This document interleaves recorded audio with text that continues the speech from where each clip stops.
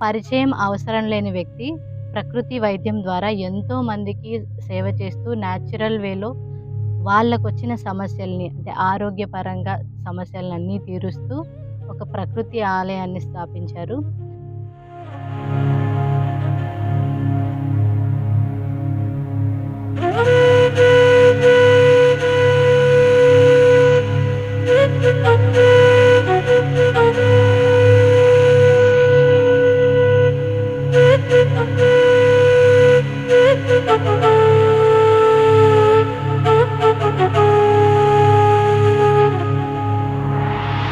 ఇప్పుడు డైట్స్ అని, వెయిట్ లాస్‌లని ఎన్నో ఈ వెయిట్ లాస్ ఇండస్ట్రీలో ఎన్నో మనకి కంపెనీస్ వచ్చినాయి. ఎంతోమంది ఉన్నారు.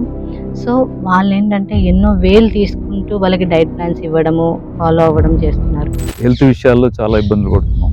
షుగరు, బీపీ, థైరాయిడ్ ఒకటేంటి అనేక రకాల సమస్యలు ఉన్నాయి, చిన్నవో పెద్దవో.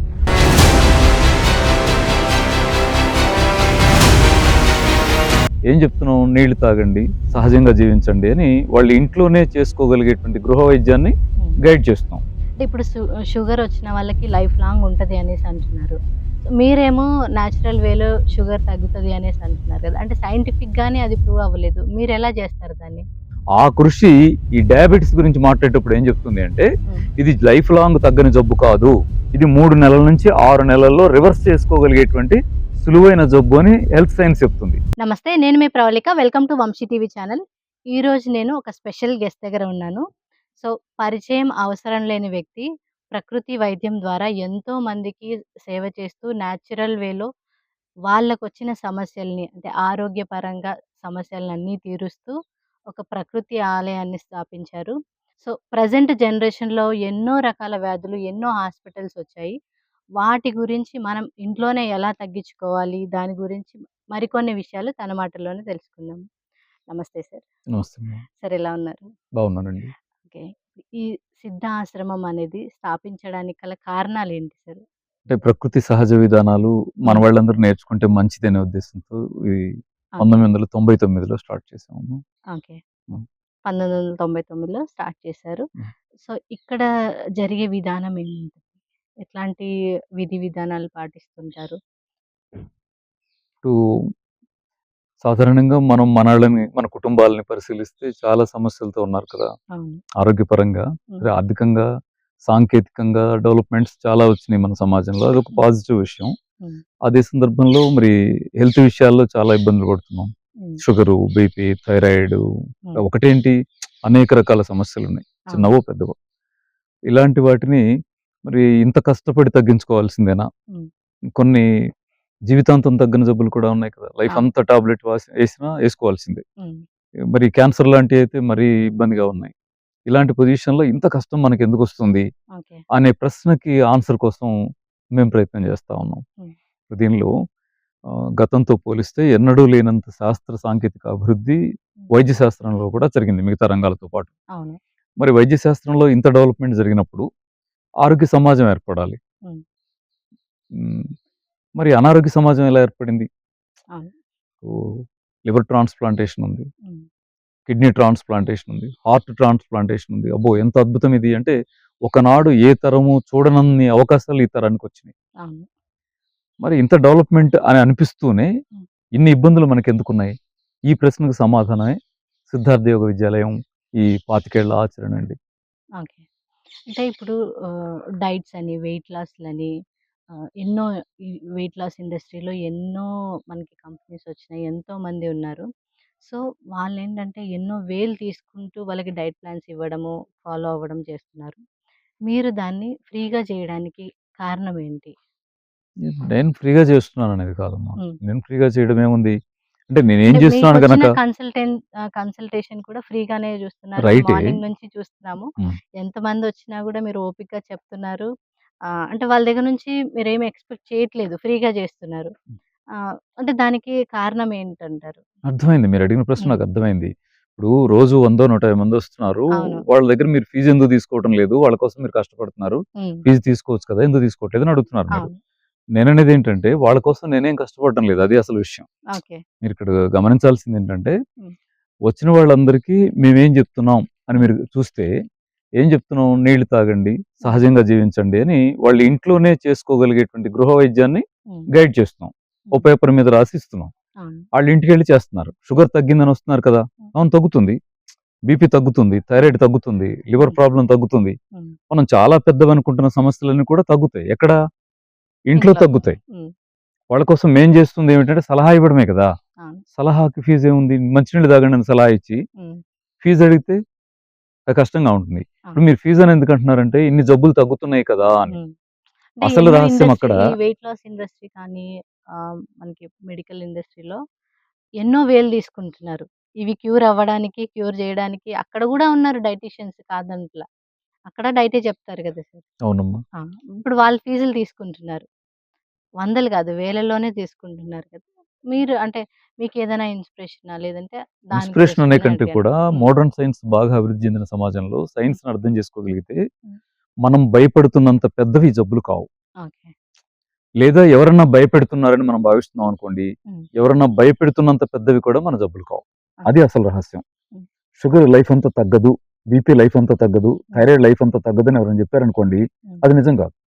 అది నిజమే అయితే అమ్మో అంత పెద్ద జబ్బును తగ్గించుకోవడానికి ఎంత ఖర్చు అవుద్దు అని మనం అనుకుంటే ఎక్కడన్నా ఖర్చులు అవుతుండొచ్చు.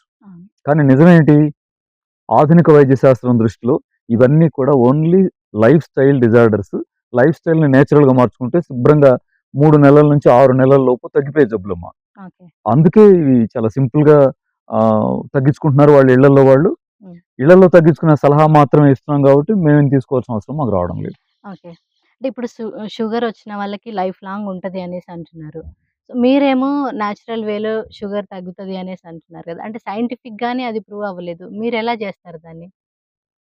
సైంటిఫిక్‌గా ప్రూవ్ అవ్వలేదు అంటే రైటే మీరనేది. మనం ఎలా ఉంటుందంటే పాపులర్ మాధ్యమాల్లో గానీ, ప్రింట్ మీడియాలో కానీ, లేదా ఎక్కువ మంది డాక్టర్లు గానీ మాట్లాడుతున్న అంశాలని మనం సైన్స్ అనుకుంటాం.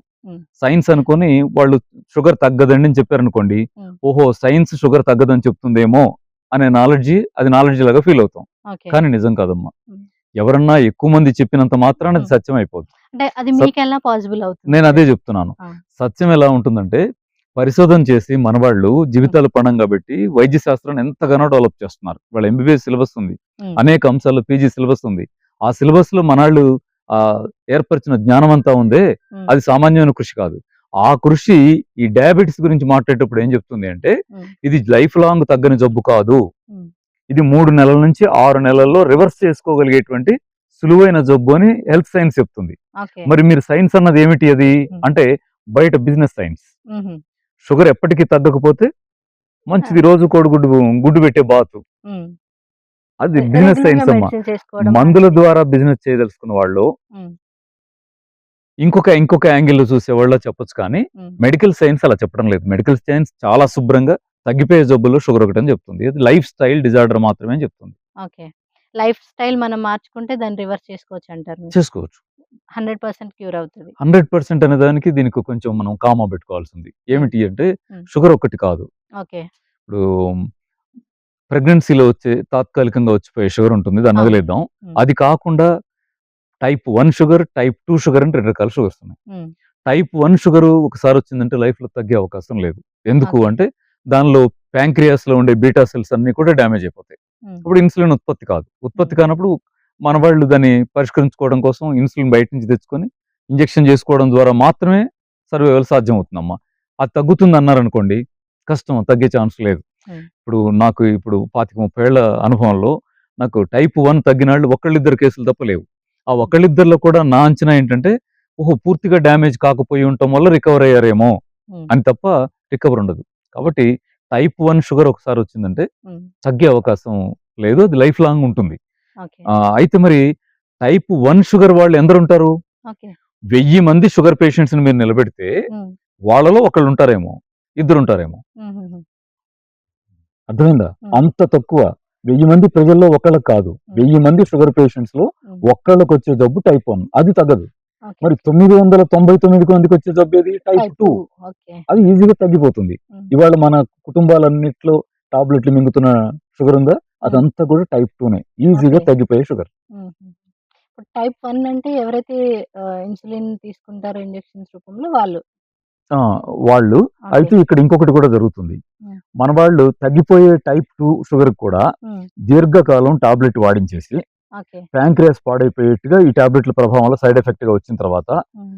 సరేలే మీరు ఇన్సులిన్ వాడుకోండి అని సలహా ఇస్తే టైప్ 2 వాళ్ళు కూడా ఇన్సులిన్ వాడేవాళ్ళుగా మారుతారు. ఓకే. అలాంటి వాళ్ళది అది టైప్ 1 కాదు. హుహుహు. శుభ్రంగా అది మళ్ళీ జాగ్రత్తగా ఇన్సులిన్ వదిలేయచ్చు, హ్మ్. టాబ్లెట్లకు రావచ్చు, నెమ్మదిగా టాబ్లెట్లు కూడా గ్రాడ్యువల్ గా తగ్గించుకోవచ్చు, హ్మ్. షుగరే లేని పొజిషన్ కూడా రావచ్చు. ఓకే. అలా సూపర్. కాకుండా హ్మ్. చిన్న పిల్లలకు వచ్చే షుగర్ ఉంటుందా, హ్మ్. 10th అండి, ఇంటర్ అండి, 8th క్లాస్ అండి షుగర్ వచ్చింది హ్మ్. అంటారే, హ్మ్. వాళ్ళలో దాదాపు 100% షుగర్ టైప్ 1 షుగరే వస్తూ ఉంటుంది. ఓకే. అది తగ్గని ఓకే. షుగర్ అని నేను ఎందుకు అంటున్నాను. సార్ ఇప్పుడు చిన్న పిల్లల్లో డయాబెటిస్ రావడానికి కారణాలేంటి? ఇంతకుముందు రోజుల్లో జూసుకుంటే మనకి ఒక 40, 50 ప్లస్‌లో ఉన్న వాళ్ళకి మాత్రమే వచ్చేవి. అది గూడా టైప్ 2 డయాబెటిస్‌లో. కానీ ఇప్పుడు చిన్న పిల్లలకొస్తున్నాయి. టైప్ దానికి 1 కూడా కారణాలేంటి? వస్తుంది. ఆ! సీరియస్ ఎందుకు? విషయం అమ్మా ఇది. ఆ! చాలా సీరియస్ విషయం. అయితే దీనికి ఒక కారణం కాకుండా చాలా రకాల కారణాలున్నాయి. హ్మ్. ఒకటి జెనెటిక్‌గా ఫ్యాక్టర్ పనిచేసి కూడా టైప్ 1 షుగర్ రావచ్చు. ఓకే. అది తక్కువ. హ్మ్. అయితే ఎక్కువ మందికి వస్తున్నటువంటి షుగర్ లేదా మనం దాన్ని కాపాడుకోవటానికి షుగర్ రాకుండా మన పిల్లల్ని కాపాడుకోవడానికి హ్మ్. ఉన్న రీజన్ ఏమిటి, కాజ్ ఏమిటని గమనించేట్టయితే హ్మ్. హై డోస్ యాంటీబయాటిక్స్ గానీ, హై హ్మ్. పవర్ పెయిన్ కిల్లర్స్ గానీ పిల్లలకు వాడే పరిస్థితి ఉన్న సందర్భాల్లో ఓకే. టైప్ 1 వచ్చే ఛాన్స్ ఉంది. హుహు. ఉదాహరణకు నేను ఒక చిన్న విషయం చెప్తాను. హ్మ్. మోడర్న్ సైన్స్ చెప్తున్న అంశాల్లో ఒక అంశం ఏంటంటే, ఒక రీజన్‌గా హ్మ్. ఇప్పుడు ఉదాహరణకి మన పిల్లలకి జ్వరం వచ్చిందనుకుందాం. హ్మ్. ఒకప్పుడు మా కాలంలో అయితే జ్వరం వస్తే మరి చిన్న పారాసెటమాల్ 250 ఎంజీ ఇచ్చేవాళ్ళేమో తెలీదు. హ్మ్. కానీ ఇవాళ ఎవరికి కూడా 500 ఎంజీ కూడా ఇవ్వడం లేదు మనం. ఓకే. 650 650 కంపల్సరీ. ఎంజీ ఇస్తున్నాం. ఆ! అది పొద్దున ఒకటి, మధ్యాహ్నం ఒకటి, సాయంత్రం ఒకటి ఎంత ఏస్తామో తెలీదు. హ్మ్. ఇది. అది ఒకటొస్తే జ్వరం తగ్గుతుందా? కాదు. దానికి తోడుగా పవర్‌ఫుల్ యాంటీబయాటిక్స్ కూడా ఇచ్చే పొజిషన్ ఉంది. అవును. ఇది దేనికి దారితీస్తుంది? అంటే ప్యాంక్రియాస్ డ్యామేజ్‌కి దారితీసి షుగర్ రావటానికి కారణమవుతుంది. ఓకే. అంటే ఇది ఇలా ఎలా అనగలవు అని అడిగారనుకోండి. హ్మ్. అంటే మిగతా వాళ్ళందరికీ తెలీదు. ఆళ్ళు రాసేస్తున్నారు. హ్మ్. మీరేమో తెలిసి చెప్పేస్తున్నారా? డాక్టర్స్ ప్రిస్క్రైబ్ చేస్తేనే గదా కదా సార్ వాళ్ళు వాళ్ళేసుకుంటుంది యాంటీబయాటిక్స్ అని ఇస్తున్నారు. మీరనొచ్చు. అవును. నేను డాక్టర్స్ ఎందుకు సజెస్ట్ చేస్తున్నారు ఏమిటి అనే దాని జోలికి వెళ్ళట్లేదు కానీ, హ్మ్.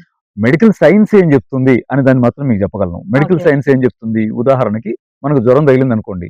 జ్వరం తగిలినప్పుడు జ్వరాన్ని తగ్గించడం కోసం హ్మ్. అంటే ఫారిన్ బాడీస్ లోపలికి ఎంటర్ అయినప్పుడు కదా జ్వరం అనే లక్షణం మనకు వ్యక్తం అయ్యేది బయటికి. హ్మ్. ఆ ఫారిన్ బాడీస్ నాశనం చేయడం కోసం లోపల ఉండే రక్షణ వ్యవస్థ యాక్టివేట్ అవుతుంది. ఓకే. ఇప్పుడు వైట్ సెల్ సిస్టమ్ అంతా ఉంటుంది కదా. హ్మ్. ఆ రక్షణ వ్యవస్థ యాక్టివేట్ అవుతుంది. యాక్టివేట్ అయిన వైట్ సెల్స్ ఏం చేస్తాయంటే బ్లడ్ మొత్తం ఎతికి శరీరంలో హ్మ్. ఎక్కడ నెగిటివ్ బాక్టీరియా ఉంది, ఎక్కడ వైరస్ ఉందని ఎతికి వాటిని పట్టుకునే ప్రయత్నం చేస్తాయి. హ్మ్. ఇది బాడీలో జరిగేది. ఇది అవును. ఒక రకమైన యుద్ధం. అయితే వాటికి ఎవరు చెప్పారు? నా హ్మ్. శరీరంలోకి నెగిటివ్ బాక్టీరియా వచ్చింది. హ్మ్. నువ్వు వెళ్లి యుద్ధం చెయ్యి అని వైట్ సెల్స్‌కి ఎవరు గైడ్ చేశారు? మనమేం గైడ్ చేయాల. అవును. ఆటోమేటిక్‌గా స్టార్ట్ అయిపోయింది ఆ ప్రక్రియ బాడీలో. హ్మ్. ఎలా జరిగిందంటే అదంతా కెమికల్ రియాక్షన్స్ నుంచి బాడీలో జరిగే నేచురల్ ప్రాసెస్ అవును. అది. ఈ ప్రాసెస్‌లో ఒక కెమికల్ సిగ్నల్ రావడం ద్వారా వైట్ సెల్స్ యాక్టివేట్ అయ్యి ఫైటింగ్‌కెళ్ళినాయి. ఓకే. కదా! ఇక్కడికి అవును. అర్థమైంది అవును. కదా!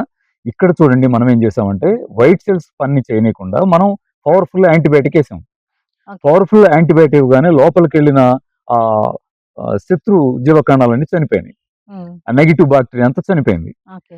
చనిపోయిన తర్వాత ఇప్పుడు అక్కడ యుద్ధం చేయటానికెళ్ళిన వైట్ సెల్స్ ఏం చేయాలి?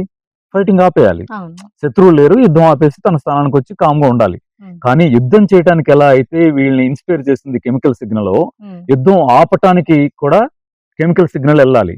ఆ కెమికల్ ఓకే. సిగ్నల్ ఎవరివ్వాలి? హ్మ్. వైట్ సెల్స్‌లోనే మరొక రకం వైట్ సెల్స్ ఉంటాయి. వాటిని ఆహ్, సప్రెసివ్ వైట్ సెల్స్ అంటారు. ఓకే. ఆ సప్రెసివ్ వైట్ సెల్ సిగ్నల్ ఇస్తే, ఆ సిగ్నల్ తీసుకొని ఓహో! యుద్ధం ఆపేయాలా హ్మ్. అని వైట్ సెల్ రిటర్న్ వస్తుంది. హ్మ్. కానీ ఇక్కడ ఏం జరిగింది? పవర్‌ఫుల్ యాంటీబయాటిక్ వాడడం ద్వారా హ్మ్. సప్రెసివ్ వైట్ సెల్లే సప్రెస్ అయిపోయింది. ఓకే. దాంతో అది ఫైటింగ్ ఆపండి అనే సిగ్నల్ వైట్ సెల్‌కి ఇవ్వట్లేదు. ఇవ్వలేదు. హ్మ్. ఇవ్వలేనప్పుడు ఏమవుతుంది? ఈ ఫైటింగ్ మోడ్‌లోనే ఉన్న వైట్ సెల్ ఏం చేస్తుంది? ఫైటర్ వైట్ సెల్ హ్మ్. లోపలికెళ్ళి ఎక్కడో ఒక చోట అతి సూక్ష్మంగా ఉండే జీవకణాల మీద దాడి చేస్తుంది. వాటిలో ఒకటి హ్మ్. ప్యాంక్రియాస్‌లో ఉండే బీటా సెల్. బీటా సెల్ చాలా చిన్నగా ఉంటుంది. హ్మ్. 2 కిడ్నీస్‌లో ఉండే నెఫ్రాన్స్. హ్మ్. కాబట్టి జ్వరం అయిపోయిన తర్వాత ఏంటంటే, అరే! సడెన్‌గా కిడ్నీ ఫెయిల్ అయింది. అక్యూట్ కిడ్నీ ఫెయిల్యూర్ అని వింటుంటాం పిల్లల్లో. హ్మ్.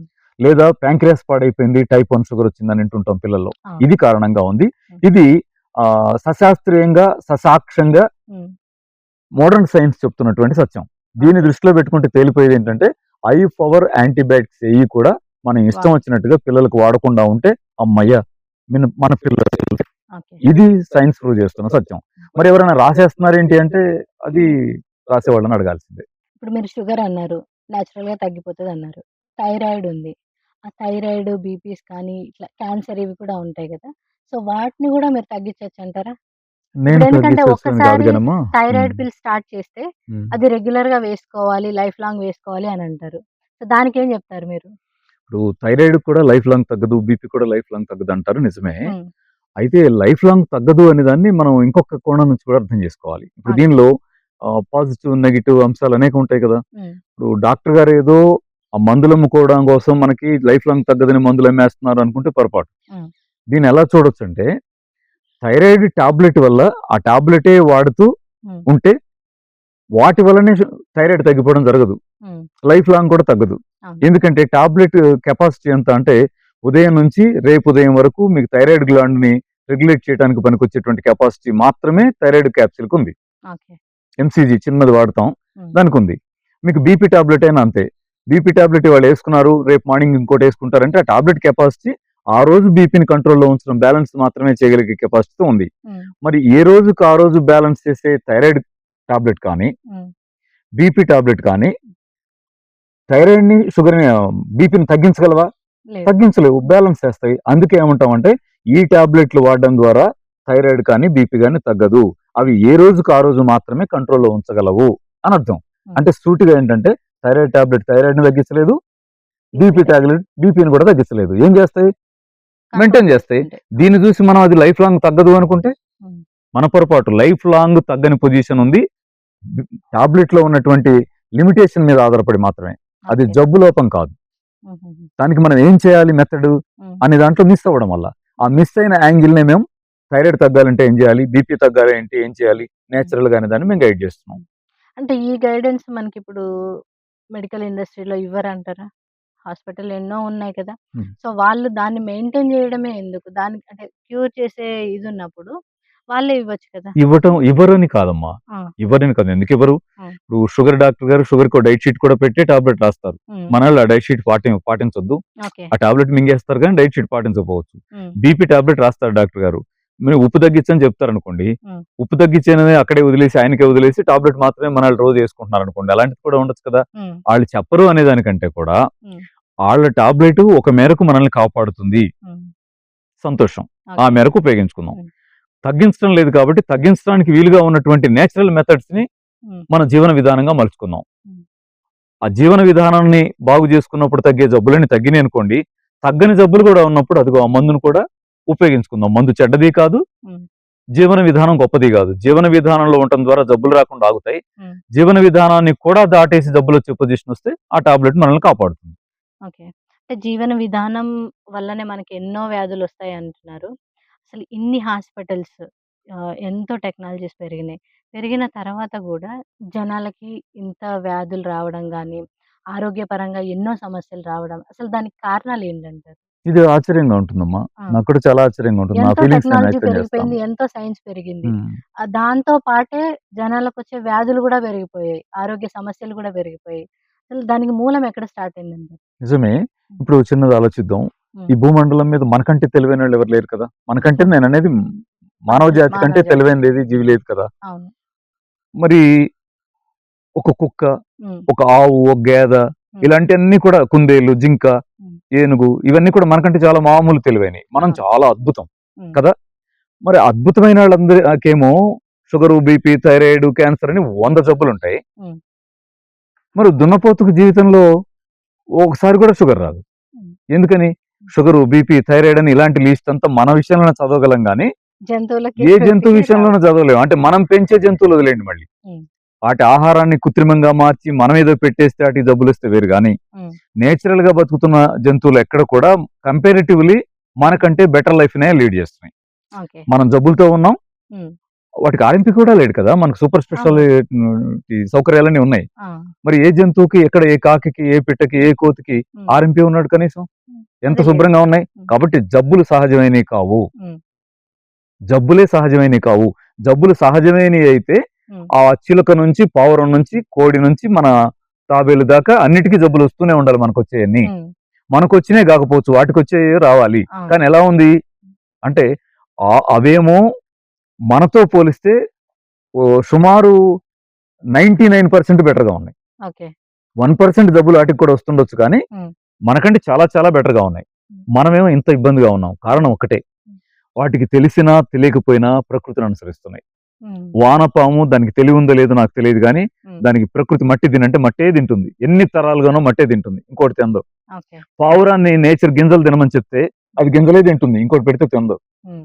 మీరు ఆవుని గడ్డే తింటుంది, కానీ మీరు అద్భుతమైన మాంసం పెట్టినా తిందు. హ్మ్. పెద్ద పులి మాంసమే తింటుంది, కానీ మీరు జున్ను గడ్డి బ్రహ్మాండంగా పెంచామని పెట్టినా హ్మ్. మేత లేక చచ్చిపోతుంది, కానీ గడ్డి తినదు. హ్మ్. అంటే వాటికి ఒక సిస్టమ్ ఉంది జీవించడానికి. హ్మ్. మనిషికి ఏం సిస్టమ్ ఉంది అంటే, మనిషికి సిస్టమ్ ఉంది. ఏమిటి? హ్మ్. జంతువులన్నిటిని పరిశీలించి, పక్షులన్నిటిని పరిశీలించి, ఏది ఏం తింటుందో చూసి హ్మ్. అవన్నీ మనం తినేయడం ఎలా, వాటిని కూడా మనం తినేయడం ఎలా. ఓకే. అంటే జీవన విధానం కలుషితం అయిపోయినప్పుడు హ్మ్. బాడీ కలుషితం అయిపోతుంది. ఏం తింటున్నాం, హ్మ్. ఏం తాగుతున్నాం, హ్మ్. ఏం చేస్తున్నాం, ఏం ఆలోచిస్తున్నాం. ఈ నాలుగిటిలో సహజంగా ఉన్నాము, ఏ జబ్బు లేదు. హ్మ్. ఆలోచించడంలో లోపం ఉంది, జబ్బు ఓకే. వస్తుంది, మానసిక వ్యాధులను వస్తాయి. హ్మ్. తాగటంలో తినడంలో లోపం ఉంది, హ్మ్. శ్రమ చేయడంలో లోపం ఉంది, హ్మ్. ఈ జబ్బులన్నీ వస్తాయి. ఇది మూలం. ఓకే. శారీరక శ్రమ లేకపోవడం, హ్మ్. సరిగా తాగకపోవడం, సరైంది తినకపోవడం, హ్మ్. సరిగా ఆలోచించకపోవడం, ఇదే మానవ జాతి జబ్బులకు మూలం. ఓకే. అంటే అన్ని రోగాలు ఇక్కడి నుంచే వస్తున్నాయంటారు మీరు. అవునమ్మా. అంటే మీరు ఓన్లీ మన లైఫ్ స్టైల్ చేంజ్ అనే అంటున్నారు. కాకపోతే కొన్ని రీసెర్చ్‌లో వచ్చిందేంటి అంటే, పొల్యూషన్ వల్ల గూడా ఎన్నో వ్యాధులొస్తున్నాయి అని అంటారు. దానికేమంటారు మీరు? అవునంటాను. హ్మ్. అవునంటానమ్మా. ఓకే. ఎందుకంటే పొల్యూషన్ ఒక రకంగా లేదు. హ్మ్.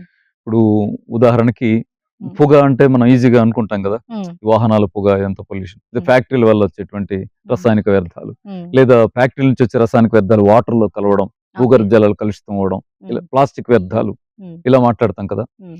ఇలా కాక ఇంకొకటి కూడా ఉంది. రేడియేషన్ ఎఫెక్ట్ అని ఒకప్పుడు వినేవాళ్ళం. రేడియేషన్ అవును. ఎఫెక్ట్ అంటే లాబొరేటరీస్‌లో పనిచేసేవాళ్ళు, హ్మ్. ఈ మెడికల్ లాబొరేటరీస్‌లో పనిచేసేవాళ్ళు రేడియేషన్‌కి గురవుతారు, జబ్బులొస్తాయని వినేవాళ్ళం. కానీ ఇవాళ ప్రతి ఇంట్లో రేడియేషన్. హ్మ్. సెల్ ఫోన్‌లని, సిస్టమ్స్ అని, ఇది గాల్లోనే తరంగాలన్నీ తిరుగుతా ఉన్నాయి కదా! అవును. ఇలా చాలా రకాల పొల్యూషన్స్ మన చుట్టూ ఉన్నాయి. హ్మ్. వీటి వల్ల కూడా రావచ్చు. ఖచ్చితంగా జబ్బులు రావడానికి వీలైనటువంటి వాతావరణం ఏర్పడుతుందనేది అది నిజమే. ఓకే. సరే. ఇప్పుడు మీరు అన్నారు లైఫ్ స్టైల్ డిసార్డర్ వల్లనే అన్ని జబ్బులు వస్తున్నాయి అంటున్నారు. క్యాన్సర్ లాంటివి గూడా అలానే వస్తున్నాయా? అంటే లైఫ్ స్టైల్ రాంగ్‌గా ఉండడం వల్లే క్యాన్సర్ వస్తుందంటారా? అవును. ఓకే. అ అదెలా? అదెలా అంటే, హ్మ్. నేననడం అని కాదు. ఓకే. నేనంటానికి నేనెవరిని? హ్మ్. మీరు ఇంటర్వ్యూ చేయటం మానేస్తే నేను చెట్లకు నీళ్లు పోసుకుంటూ ఉండే రైతుని. నేనంటానికి నేనెవరిని? ఇవాళ వైద్య శాస్త్రమే చాలా సూటిగా క్యాన్సర్‌ని ఏమని అనలైజ్ చేస్తూ ఉంది అంటే, హ్మ్. బాక్టీరియా వల్ల కానీ, వైరస్ వల్ల కానీ వచ్చేటువంటి జబ్బుల్లో అదొకటి కాదు.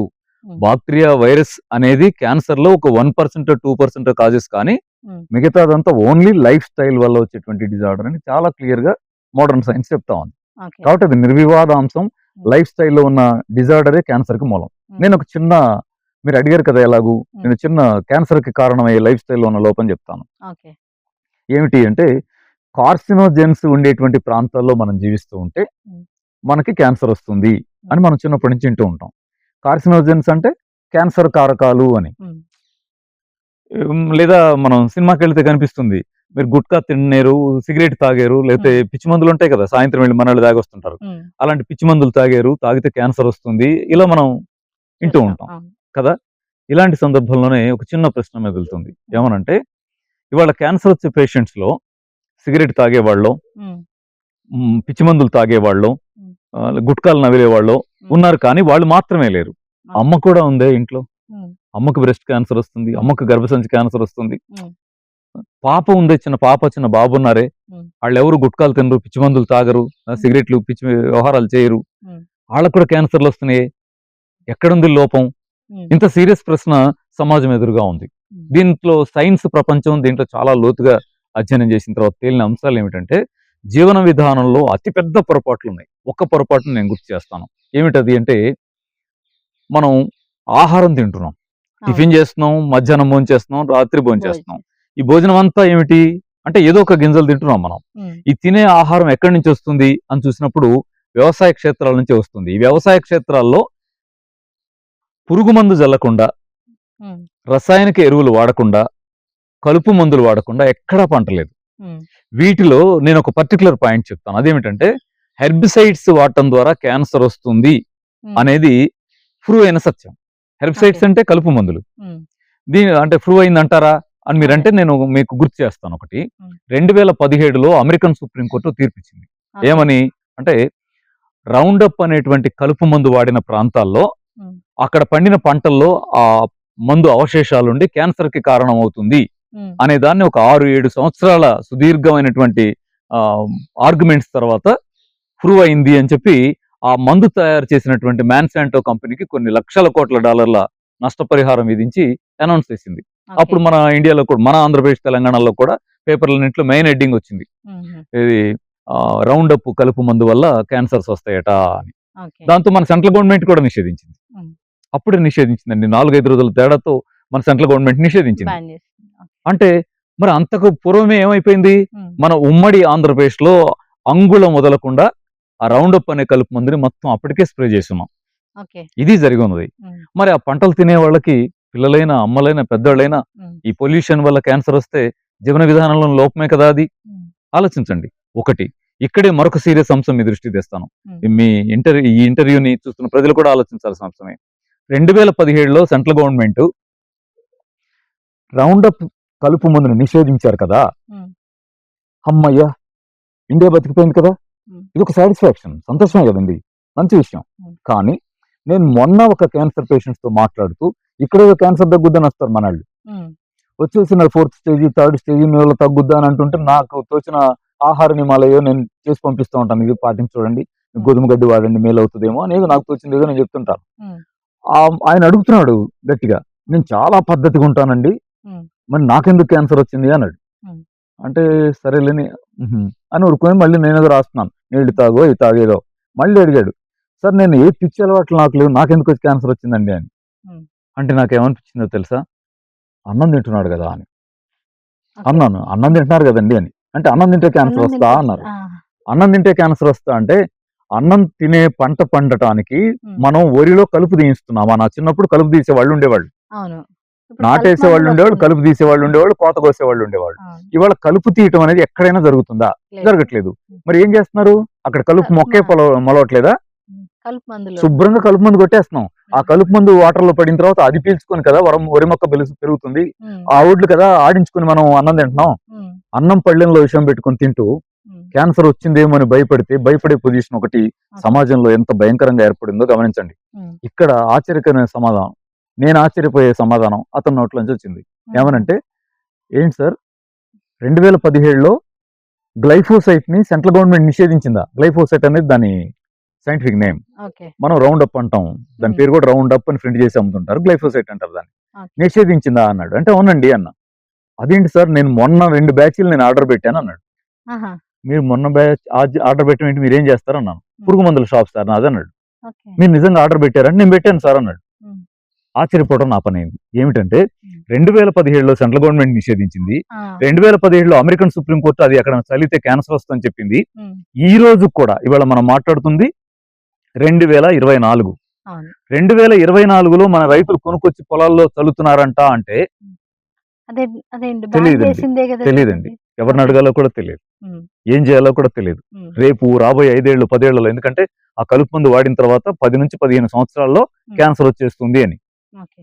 మరి రేపు రాబోయే తరాల్లో మనం ఆంధ్రప్రదేశ్, మన ఉమ్మడి ఆంధ్రప్రదేశ్ అన్నపూర్ణగా మిగులుతుందో, ఉమ్, తెలంగాణ ఆంధ్రప్రదేశ్లో క్యాన్సర్ కేసులు కుప్పలుగా మారిపోతామో మరి ఎవరిని అడగాలో కూడా తెలియదు. ఎందుకంటే ప్రతి ఒక్కరు తినేదే, ఏది తిన్నా తినకపోయినా అన్నం అయితే తింటారు. సో ఈ అన్నంలోంచే వస్తుంది క్యాన్సర్ అంటే మనం ఫ్యూచర్ రోజుల్లో దాన్ని ఎలా చూసుకోవచ్చు అంటారు? ప్రభుత్వాలు ఆలోచించాలి. ఉమ్, నెక్స్ట్ మనం అంతకంటే ఎక్కువగా అవేర్ అవ్వాలి. మన ప్రజలకు చైతన్యం రాకుండా ఉమ్, మనకు రక్షణ ఉండదు. ఎవరో మనల్ని కాపాడతారు, ఎవరు కాపాడతారు? ఉమ్, మనమే ఆలోచించుకోవాల్సిన పొజిషన్ అయితే ఖచ్చితంగా ఉంది. ఉమ్. సో ఇప్పుడు మీ దగ్గరికి క్యాన్సర్ పేషెంట్స్ వస్తూ ఉంటారు. వాళ్ళకొచ్చినప్పుడు పూర్తిగా నయమవుతుందా? అంటే ప్రకృతి వైద్యంతో సాధ్యం అవుతది అనేసి మీరంటున్నారు. కాకపోతే ఏ స్టేజ్‌లో ఉన్న వాళ్ళ వరకు మీ దగ్గరికి ఎక్స్‌పెక్ట్ చేసి రావచ్చు? క్యాన్సర్ వస్తే అది హ్మ్. తగ్గడం ఎలా, ఎవరు తగ్గిస్తారు, ఎక్కడ హ్మ్. తగ్గుద్ది, నేను హ్మ్. తగ్గించేస్తానండి అని అంటారనుకోండి, హ్మ్. అవన్నీ నమ్మేసి మనం ఇబ్బందులో ఉంటాం కదా. క్యాన్సర్ అంటే క్యాన్సలే హ్మ్. అనంత భయం ఉంటుంది కదా. హ్మ్. దాంతో ఎక్కడో అనగానే వాళ్ళు తగ్గిస్తారని పరిగెత్తు ఉంటాం. అవును. నా దగ్గర రావచ్చు, ఇంకొక ఇంకా ఎక్కడికైనా వెళ్ళొచ్చు. హ్మ్. మనం కష్టంలో ఉండి ఆశతో అలా పరిగెత్తుతాం. హ్మ్. వాళ్ళు ఇచ్చే మందులు మనకి ఎంత ఉపయోగపడతాయి హ్మ్. ఏమో తర్వాత సంగతి. కానీ అసలు వ్యవహారం ఏంటంటే, క్యాన్సర్ రాకుండా మనం జాగ్రత్తగా ఉంటాం ఎలా హ్మ్. అనే దాని మీద మనం కాన్సన్ట్రేట్ చేయగలిగితే మనకి ఎక్కువ మేలు అవుతుంది. ఓకే. ఎందుకంటే క్యాన్సర్ వచ్చిన తర్వాత తగ్గుతున్న కేసులు ఎంత తక్కువ కనిపిస్తున్నాయో. హ్మ్. అసలు కాబట్టి ఎట్లాంటి జాగ్రత్తలు తీసుకోవాలంటారు? మనం అంటే ఆ స్టేజ్‌కి వెళ్ళకుండా ఉండాలి అనంటే, ఒక మనిషి తన ఓన్‌గా తీసుకోవాల్సిన జాగ్రత్తలేంటి? నేను 2 చెప్తాను. హ్మ్. క్యాన్సర్ వచ్చిన వాళ్ళు మీ దగ్గరికి సలహాకొస్తే హ్మ్. మీరేం సలహా ఇస్తున్నారు ప్రకృతి సహజ విధానాల ద్వారా అని మీరు అడిగారే, అవును. దానికే ఆన్సర్ ఇస్తాను. హ్మ్. క్యాన్సర్ రాకుండా చూసుకోవడానికి ఇంకొంచెం జాగ్రత్తలు మనం ఏమన్నా తీసుకోవచ్చా హ్మ్. అనే ప్రశ్నకు కూడా ఆన్సర్ ఇస్తానమ్మా. ఓకే. సూటిగా చెప్తాను.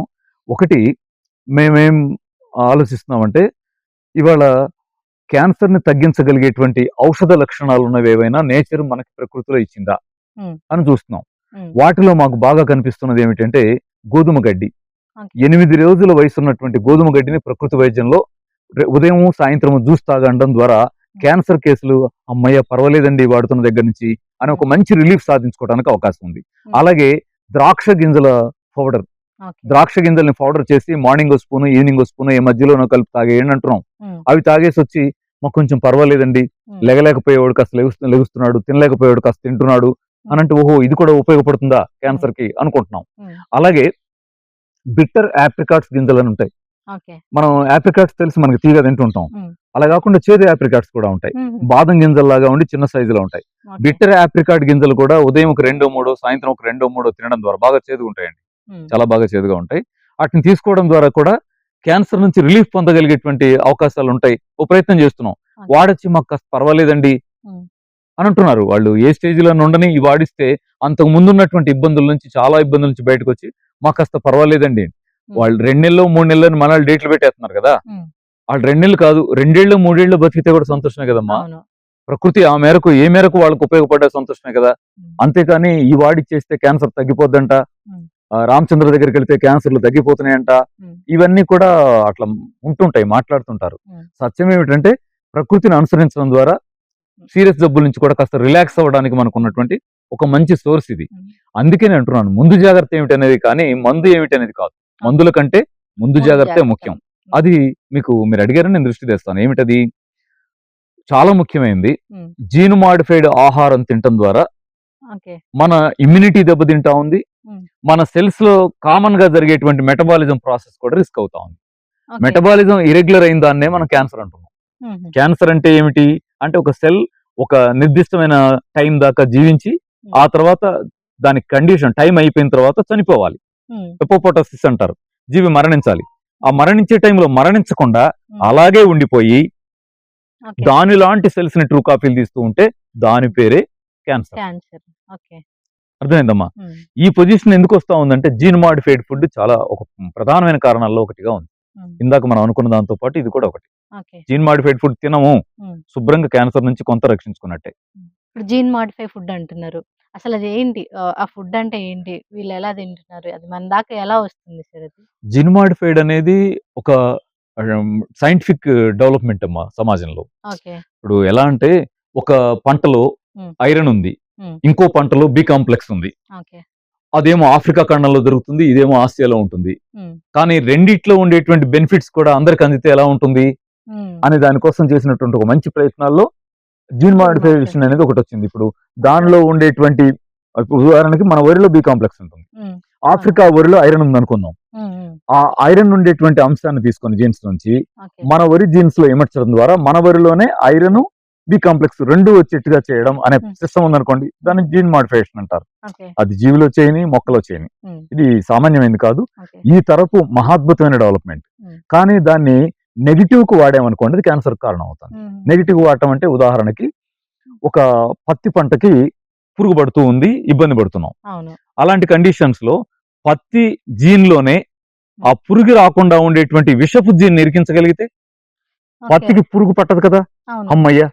పత్తి బాగా పండుతుంది కదా! హ్మ్. అనే ప్రయోగాన్ని బీటీ పత్తి అంటారు. ఓకే. ఇవాళ మనోళ్ళు ఏస్తున్నంత కూడా బీటీ బీటీ పత్తే. పత్తి. బీటీ పత్తికి పురుగు ఎందుకు రాదు అంటే పురుగుని చంపే ఆల్రెడీ విషయం మొక్కలోనే ఉంటుంది. ఓకే. ఆల్రెడీ మొక్కే విషంతో ఉంటుంది. ఉంటుంది. కాబట్టి ఆ మొక్క తింటాక పురుగు రాదు. హమ్మయ్య! మనం సేఫ్. ఒకప్పుడు హ్మ్. ఇబ్బంది పడేవాళ్ళు కదా! అలాంటి ఇబ్బంది వాళ్ళకి తగ్గుతుంది అవును. కదా! అవును. ఈ సేఫ్. హ్మ్. రైట్. హ్మ్. ఎందుకు అంటే సేఫ్ ఎంతవరకు అంటే అది మనం తినేది కాదు కాబట్టి. అవును. మరి మనం తినే మొక్కలో కూడా పురుగులు రావద్దని ఈ టైప్ జీన్ మోడిఫికేషన్ చేశారనుకుందాం. ఓకే. వంకాయకి పురుగు ఎక్కువ పడుతుంది. హ్మ్. బెండకాయకి పురుగు ఎక్కువ పడుతుంది, అవును. టమాటోకి పురుగు ఎక్కువ పడుతుంది. దీన్ని జీన్ మాడిఫై చేశారనుకోండి, ఆ అది విషయం తినేది ఎవరు?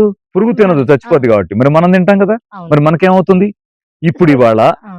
ఒకనాటు నా దగ్గర దగ్గర నేను ఇంటర్ చదివే టైంలోనో, డిగ్రీ చేసే టైంలోనో బీటీ వంకాయ వచ్చింది అని రైతు సంఘాలన్నీ ఎదురు తిరిగాయి. మ్యాన్సాంటో కంపెనీ బీటీ వంకాయని పక్కకు తీసుకెళ్ళిపోయింది.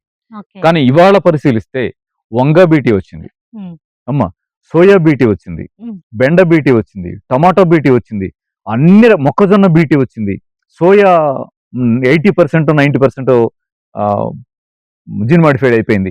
ఇలాంటివన్నీ వచ్చినాయి. ఇవాళ మనం తింటున్న ఆహారాల్లో జీన్ మాడిఫైడ్ ఆహారాలు ఏవి వచ్చినాయో వాటన్నిటిని పక్కకు పెట్టేసి నేచురల్ గా ఉండే వాటిని, ఆ, అంతకు పూర్వం రోజుల నుంచి వస్తున్న దేశవాళీ గింజల్ని మనం వేసుకోవడం ద్వారా మనం ఆహారాన్ని కలుషితం చేసుకోకుండా ఉంటే బాడీ కలుషితం కాదు, మంచిగా అంటే తింటాం, మంచిగా ఉంటాం. ఇప్పుడు మనకి మార్కెట్‌లో నాటు కాయలనేవి చూడడం చాలా తక్కువ గదా సార్.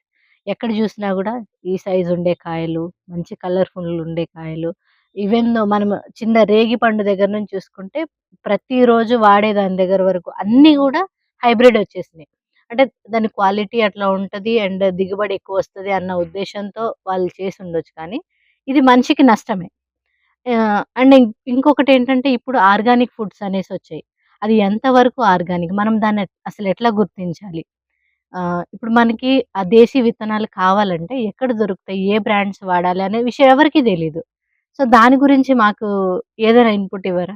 ఇవ్వగలనమ్మా. హ్మ్. ఇప్పుడు మనాళ్ళు ఆర్గానిక్ అని చెప్తారనుకోండి, అవును. అది నిజమా కాదా ఆ! ఏమో అదే. తెలియదు. అవును. హ్మ్. మీకెలా తెలియదు, నాకు కూడా అలాగే తెలియదు. కాబట్టి ఓకే. ఎవరినన్నా నమ్మేద్దాం హ్మ్. అంటే నమ్మిన దగ్గర అది సత్యమైతే మంచి జరగవచ్చు, సత్యం కాకపోతే మనం మోసపోవచ్చు. హ్మ్. కాబట్టి ఎవరిని నమ్ముదాం అనేది కాదు కానీ, హ్మ్. ఆర్గానిక్ గా ఉండే గింజలు ఎక్కడ దొరుకుతాయి అనేది హ్మ్. మనమే ఎత్తుక్కొని మనమే ఒక ప్రయత్నం చేసుకుంటూ పోలా. హ్మ్. ఇప్పుడు అంతకు పూర్వపు రోజుల్లో మా చిన్నప్పటి రోజుల్లో మీకు కూడా కావచ్చు, మీ హ్మ్. చిన్నప్పటి రోజులు గుర్తు తెచ్చుకోండి. హ్మ్. ఇంట్లో ఒక పొట్ల చెట్టు ఉండేది, అవును. లేకపోతే ఒక సొర చెట్టు అన్న ఉండేది, 4 బెండ గింజలన్నా వేసుకునేవాళ్ళం, హ్మ్. ఒక వంగ చెట్టు అన్నా వేసుకునేవాళ్ళం, ఇలా ఉండేది కదా. హ్మ్. అలాంటి పొజిషన్ ఇప్పుడు కూడా చేసుకుంటే హ్మ్. కొంత నయం కదా.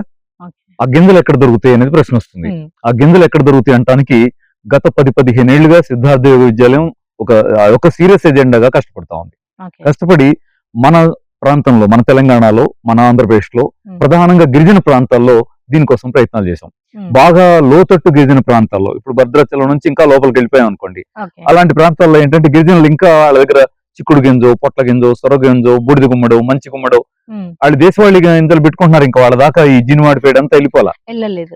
కాబట్టి అలాంటి చోటకి వెళ్ళి వాళ్ళ దగ్గర గింజలు సేకరించి తెచ్చుకుంటే హ్మ్. ఇవాళ మన నేలకొండపల్లి సిద్ధార్థ యోగ విద్యాలయంలో సొరకాయలు పండించుకోగలుగుతున్నాం, ఓకే. బూడిద గుమ్మడికాయలు పండిస్తున్నాం, మంచి గుమ్మడికాయలు పండిస్తున్నాం, హ్మ్. అలాగే చిక్కుడుకాయలు పండిస్తున్నాం, బెండ పండిస్తున్నాం, హ్మ్. వంగ పండిస్తున్నాం, హ్మ్. టమాటా పండిస్తున్నాం.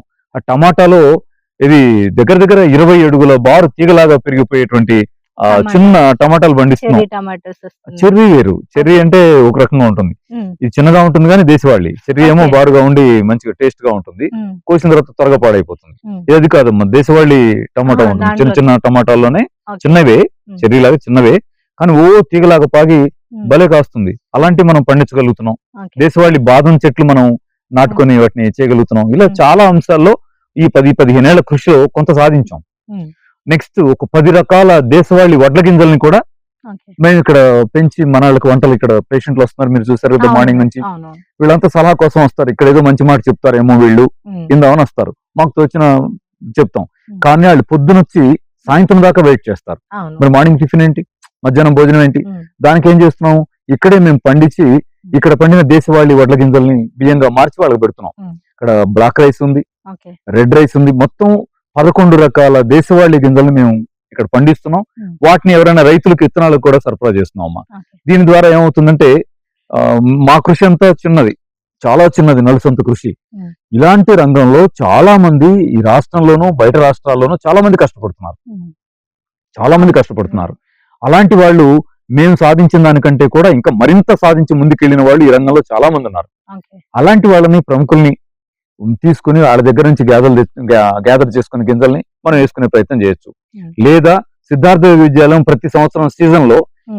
ఈ కూరగాయల గింజలన్నీ కూడా ఒక కుటుంబానికి ఒక 10 అనే పద్ధతిలో మేమన్నీ ఇస్తూ ఉన్నాం. ఆహా! ఆ టైంలో వర్షాలు పడిన ప్రారంభంలో సిద్ధార్థ విద్యాలయం టచ్ చేయడం ద్వారా కూడా హ్మ్. మేము డెవలప్ చేస్తున్న ఇత్తన బ్యాంకు నుంచి దేశవాళీ గింజల్ని, హ్మ్. దేశవాళీ బియ్యం వడ్ల గింజల్ని, హ్మ్. వీటన్నిటిని కూడా అవసరమైన వాళ్ళు తీసుకోవచ్చు. ఓకే. ఇంకొకటి కూడా మీకు ప్రధానంగా చెప్పాలి, మన తెలంగాణ ఆంధ్రప్రదేశ్ లో కంటే కూడా దేశవాళీ గింజలు మేం గ్యాదర్ చేసిన దాంట్లో మాకు ఎక్కువ దొరికినాయి ఎక్కడ అని చూస్తే తమిళనాడు, ఒరిస్సా. ఆహా! అన్నిటికంటే ఒరిస్సాలో ఎక్కువ. ఓకే. ఒరిస్సాలో గిరిజన ప్రాంతం, బాగా గిరిజన ప్రాంతం, వెనకబడిన వాళ్ళు. వెనకబడిన వాళ్ళని మనం అంటున్నాం, మనం ఏదో గొప్ప వాళ్ళం అయిపోయినట్టు.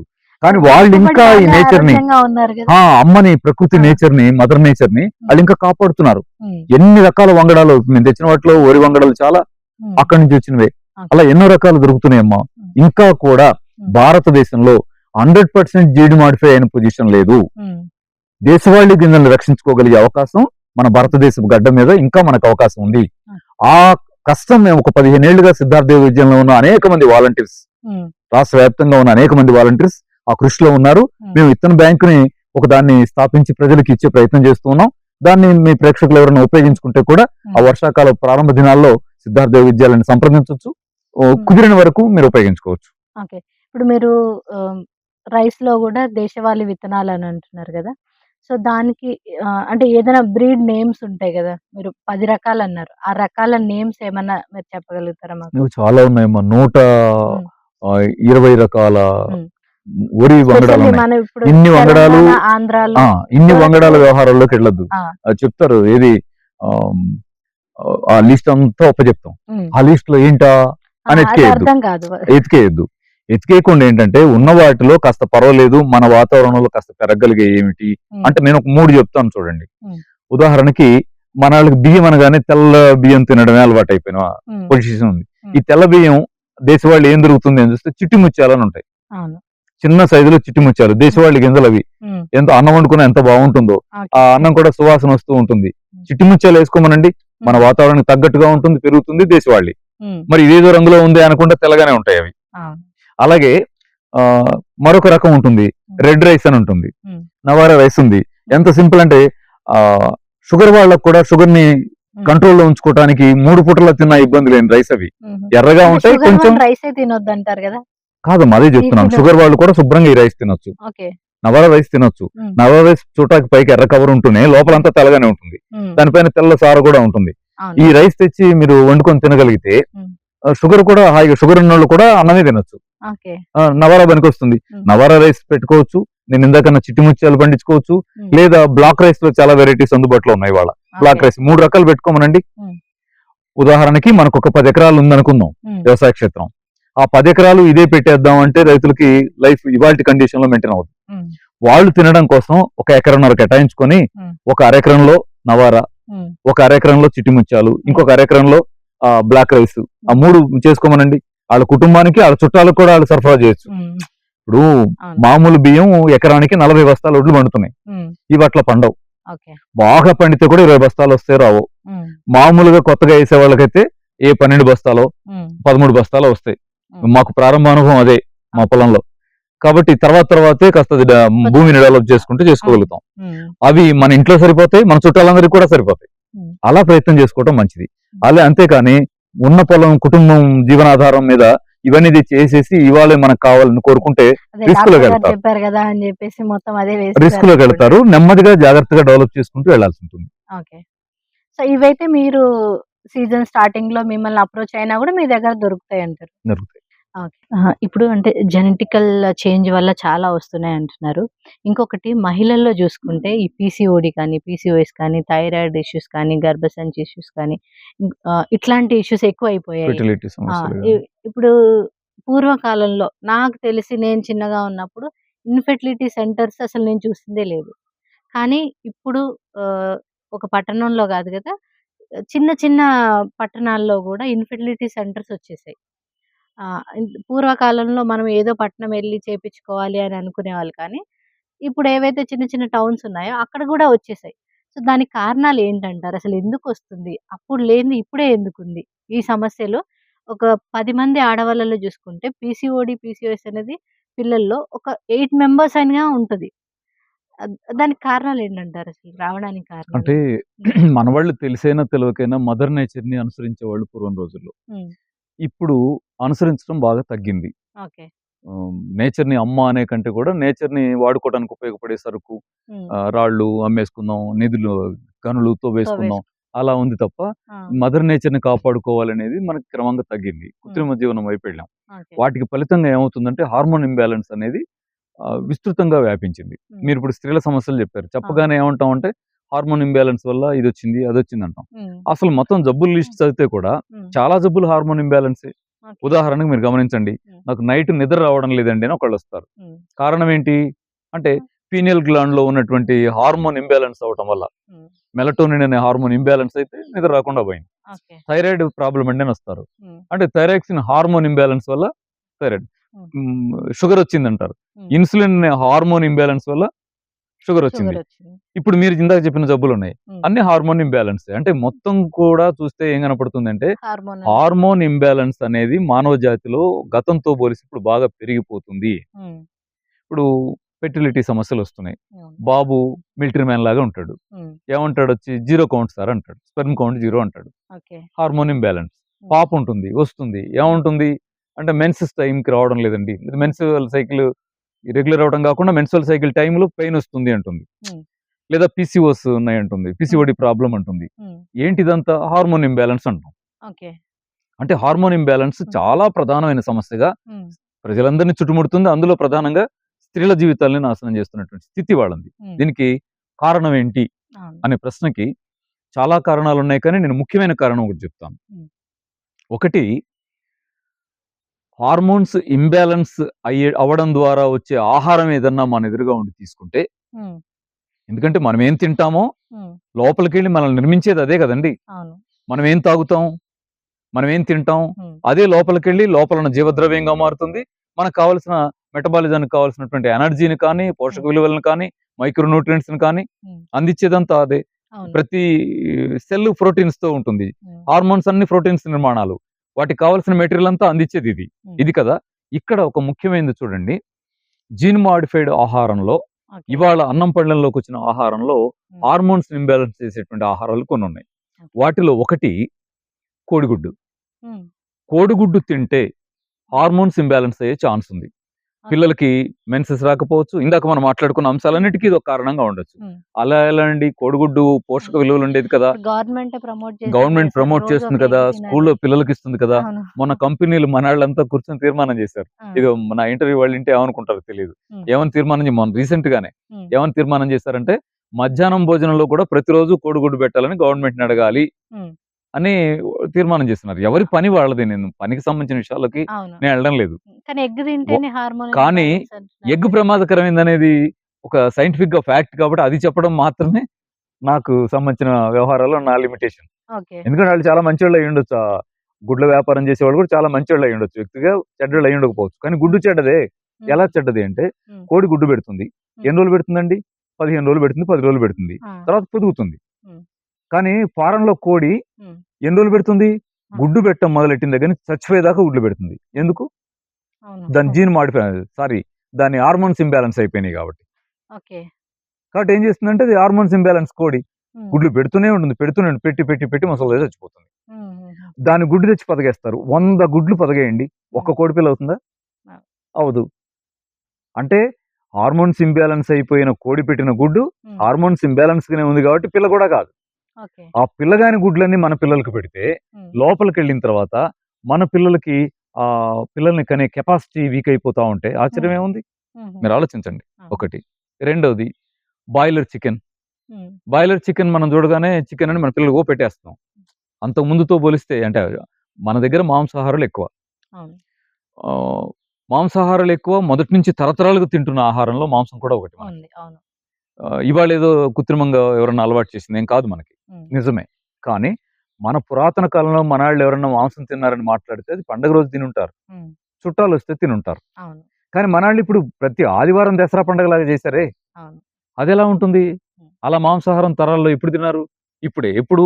మాంసం బిజినెస్‌గా మారిన తర్వాత తింటున్నారు. ఆదివారం, ఆదివారం దసరా పండగ అయిపోయే రోజొచ్చింది. హ్మ్. కానీ తింటున్నది దేన్నని చూస్తే బాయిలర్ చికెన్.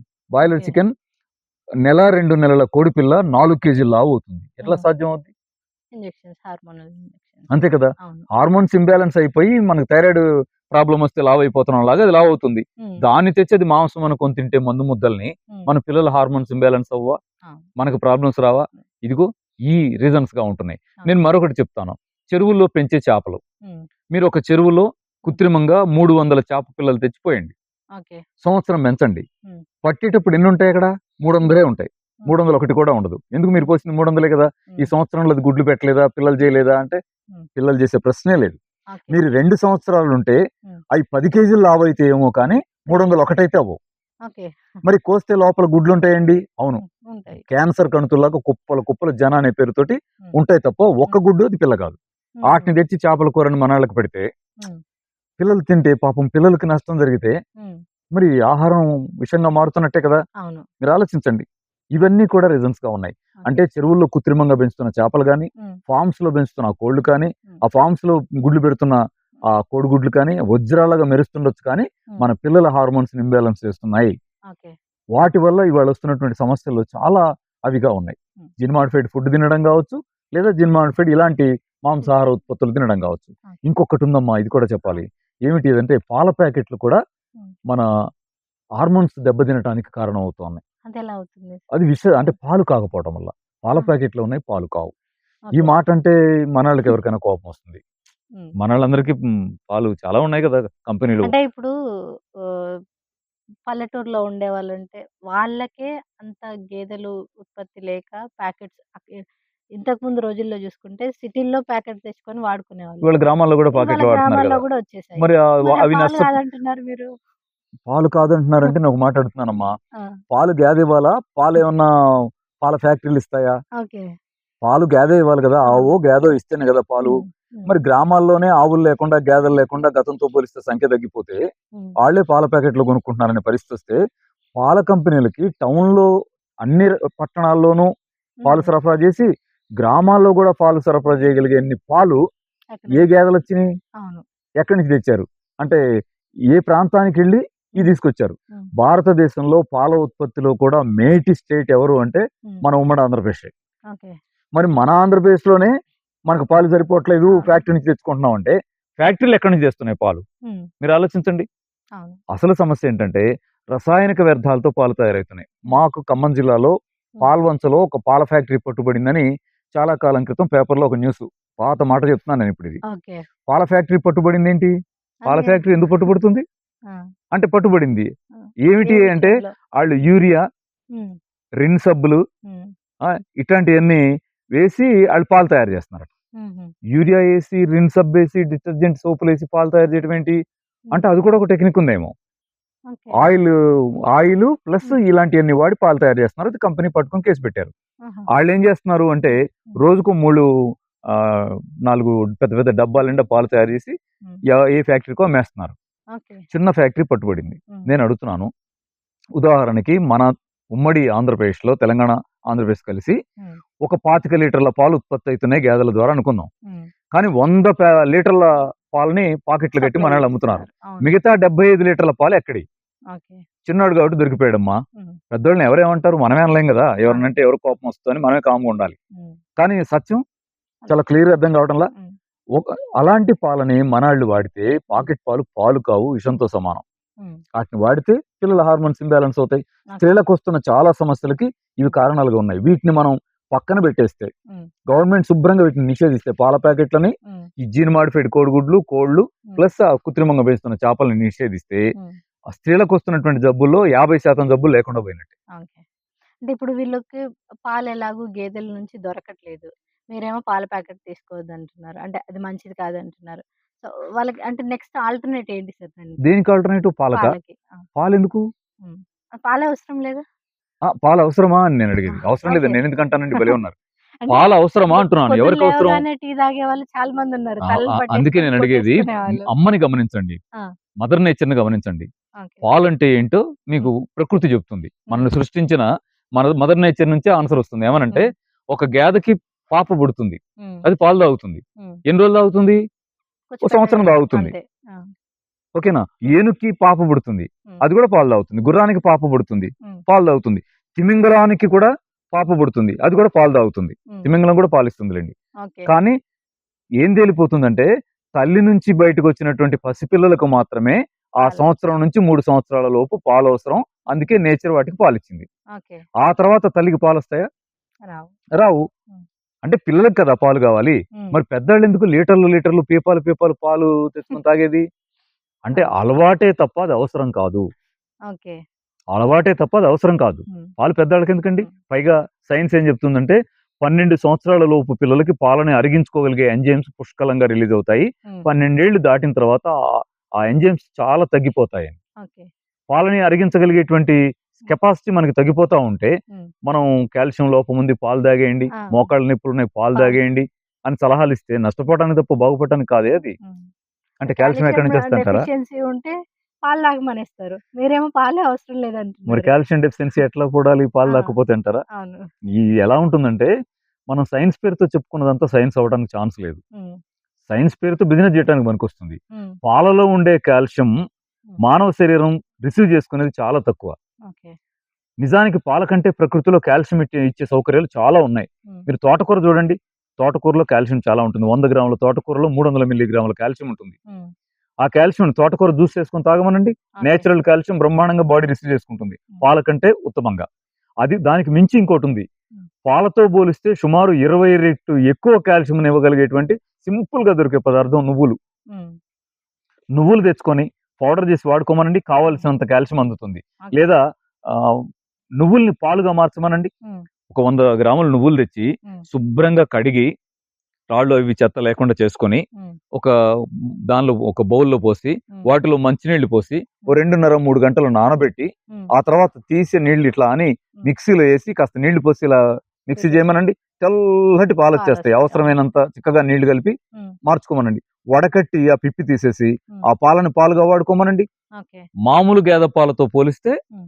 అనేక రెట్లు ఎక్కువ కాల్షియం దీంట్లో ఉంటుంది. హ్మ్. నేచురల్‌గా కాంప్లెక్స్‌గా ఉంటుంది కాబట్టి బాడీ తీసుకుంటుంది. ఓకే. ఇంత అద్భుతాన్నేమో పక్కకు పెట్టేసి హ్మ్. నువ్వులు దేనికి వాడాలి అంటే హ్మ్. సాంప్రదాయంగా శివుడికి నల్ల నువ్వులు వాడాలి. హ్మ్. విష్ణుమూర్తికి తెల్ల నువ్వులు వాడాలి. హ్మ్. కాదు. హ్మ్. అది ఈ మన సృష్టికర్త బాడీలోకి వాడాలి. మనం తినమని సృష్టించి మన ఎదురుగా పెట్టాడు. అవును. దేవుడే నువ్వుల్ని సృష్టిస్తే ఆయన నాకు పెట్టండి అని పెట్టలా. హ్మ్. మీరు తినండమ్మా అన్నాడు. ఆ నువ్వుల్ని మనం తింటే కాల్షియం వస్తుంది. హ్మ్. పాకెట్ పాలు మనం తాగి నువ్వులు పట్టుకెళ్ళి శంకరుడికి, విష్ణుమూర్తికి జల్లితే ఏమొస్తుంది? ఓకే. కాబట్టి కాల్షియంకి ఆల్టర్‌నేటివ్ అనేకం ఉన్నాయి. హ్మ్. ఖర్జూరాలో కాల్షియం ఉంటుంది. తోటకూరలో కాల్షియం ఉంటుంది. నువ్వుల్లో కాల్షియం ఉంటుంది. పాల కంటే ఎక్కువ. హ్మ్. కాబట్టి వాటిని ఆడుకోవటం ఉత్తమమైన పద్ధతమ్మా. ఓకే. ఇప్పుడు మీరు పాల గురించి చెప్పారు గాబట్టి అడుగుతున్నాను. ఎంతోమంది టీ లేనిదే వాళ్ళకి డే స్టార్ట్ అవ్వదు. అంటే టీ లేకపోతే ఒక బీభత్సం వచ్చేస్తది అన్న వాళ్ళు గూడా ఉన్నారు. అలవాటయిపోయింది అందువల్ల. అలవాటయిపోయి. హ్మ్. సో, ఆ టీ వల్ల ఏంటి వాడికి లాభమా? నష్టమా అసలు? టీ వల్ల నష్టమే. అది తాగొద్దు అనేది ఎన్ని సంవత్సరాలుగానో ప్రచారంలో ఉంది. హ్మ్. నికోటిన్ ఉంటుంది, హ్మ్. కెఫిన్ ఉంటుంది, హ్మ్. తాగొద్దు అని. హ్మ్. కానీ ఎవరం ఆగాం? అవును. ఆగలేదు కదా! హ్మ్. టీ నడుస్తానే ఉంది కదా! దానికంటే సిద్ధార్థ యోగ విద్యాలయం ప్రపోజల్ ఏంటంటే, హ్మ్. టీ అలవాటుని మానుకోవద్దు. ఓకే.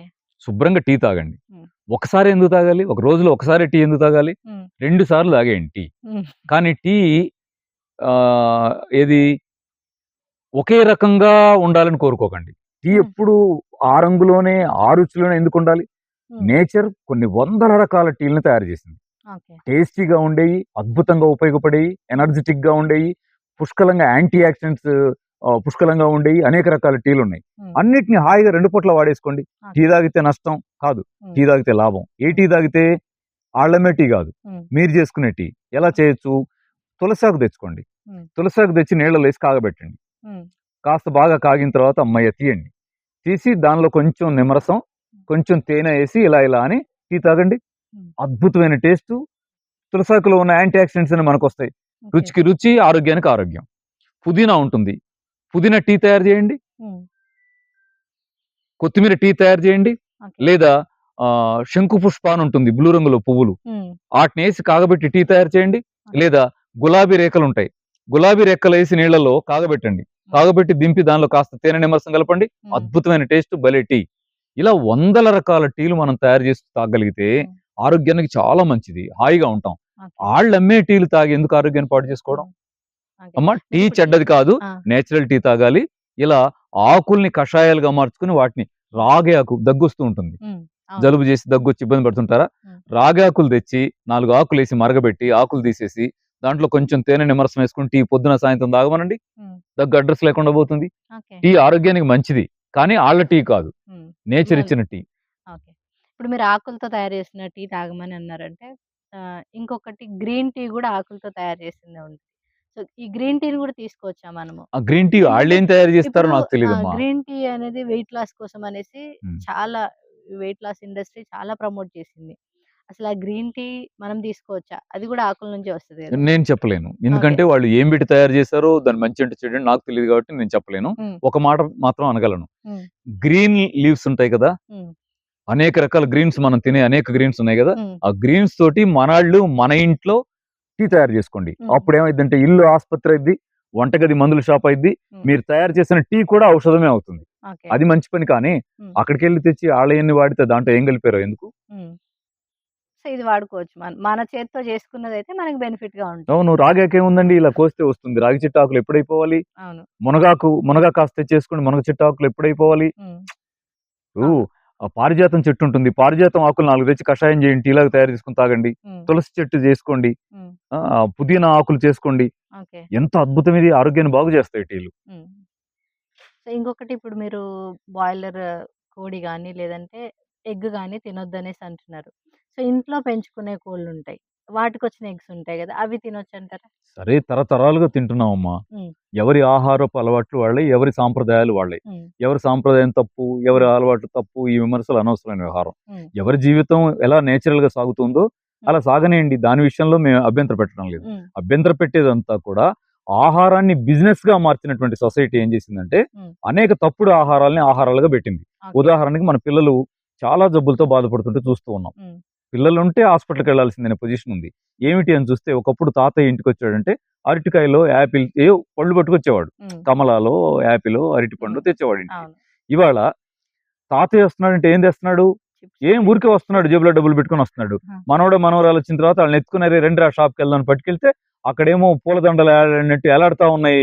కుర్కురే అని, చిప్స్ అని, ఇంకోటి ఏవో పేర్లు చాలా ఉన్నాయి ఆటికి. హ్మ్. అవి ఏలాడుతుంటే ఆటిలో 2 దండలో, 3 దండలో కొనిస్తే మా తాతయ్య మంచోడని ఆళ్ళు తింటున్నారు. హ్మ్.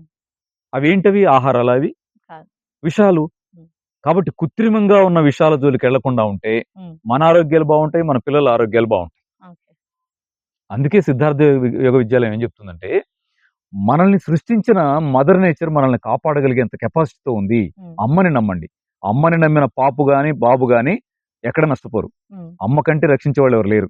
అలాగే మనలందరిని కన్న అమ్మ, మన అమ్మల్ని కూడా కన్న అమ్మ ఈ నేచర్. హ్మ్. నేచర్‌ని నమ్మండి శుభ్రంగా ఉంటాం. అందుకే ఇల్లు వైద్యశాల, వంటగది మందుల షాపు, తినే ఆహారం ఔషధం అది తయారు చేసి పెట్టే అమ్మే మనకు డాక్టర్. ఓకే. ఒకప్పుడు చిన్న మాట చెప్తానమ్మా. హ్మ్. ఇప్పుడు మాకు చిన్నప్పుడు జ్వరాలొచ్చినాయి. అవును. మాకు హాస్పిటల్ ఎక్కడిది?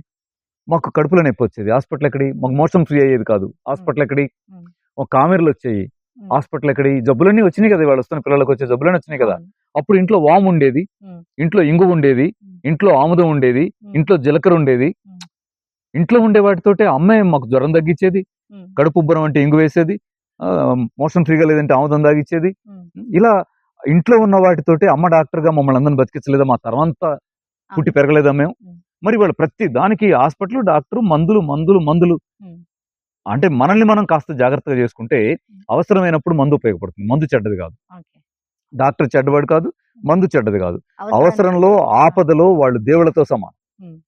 వైద్యో నారాయణో హరి అంటారు కదా! అవును. వైద్యుడన్నా, ఆళ్ళ మందన్నా దేవుళ్ళతో సమానం. హ్మ్. దేవుళ్ళ దగ్గరికి ఎప్పుడెళ్ళాలి? అవసరం దసరా ఉన్నప్పుడు. పండుగ ఎప్పుడొస్తది? సంవత్సరానికి ఓసారి వస్తది. తిరుపతి ఎన్ని సార్లెళ్తారు? కాశీకి ఎన్ని ఒకసారి. సార్లెళ్లారు? ఎప్పుడన్నా ఒకసారి. ఎప్పుడన్నా ఒకసారి ఎళ్తాం. అలా జీవితంలో అత్యంత అవసరమైన రోజు డాక్టర్ దగ్గరికెళ్ళాలి గానీ, హ్మ్. పూట పూటకి ఆహారంలాగా ఔషధం అయితే అది విషం అవుతుంది. ఓకే. ఎందుకంటే ఔషధాలన్నీ కూడా హ్మ్. ఇంకొక యాంగిల్‌లో అన్ని విషాలే. చేదుగా ఉంటాయి చూడండి. హ్మ్. ఇప్పుడు మీరు వంటిల్లే వైద్యశాల అన్నారు కాబట్టి, చిన్న పిల్లలకి జ్వరాలొస్తుంటాయి. దగ్గు, జలుబు, మోషన్స్ ఇట్లా వస్తుంటాయి. సో, ఈ జనరేషన్ వాళ్ళకి అసలేం వాడాలో గూడా తెలీదు సార్ నిజంగా అనుకుంటే.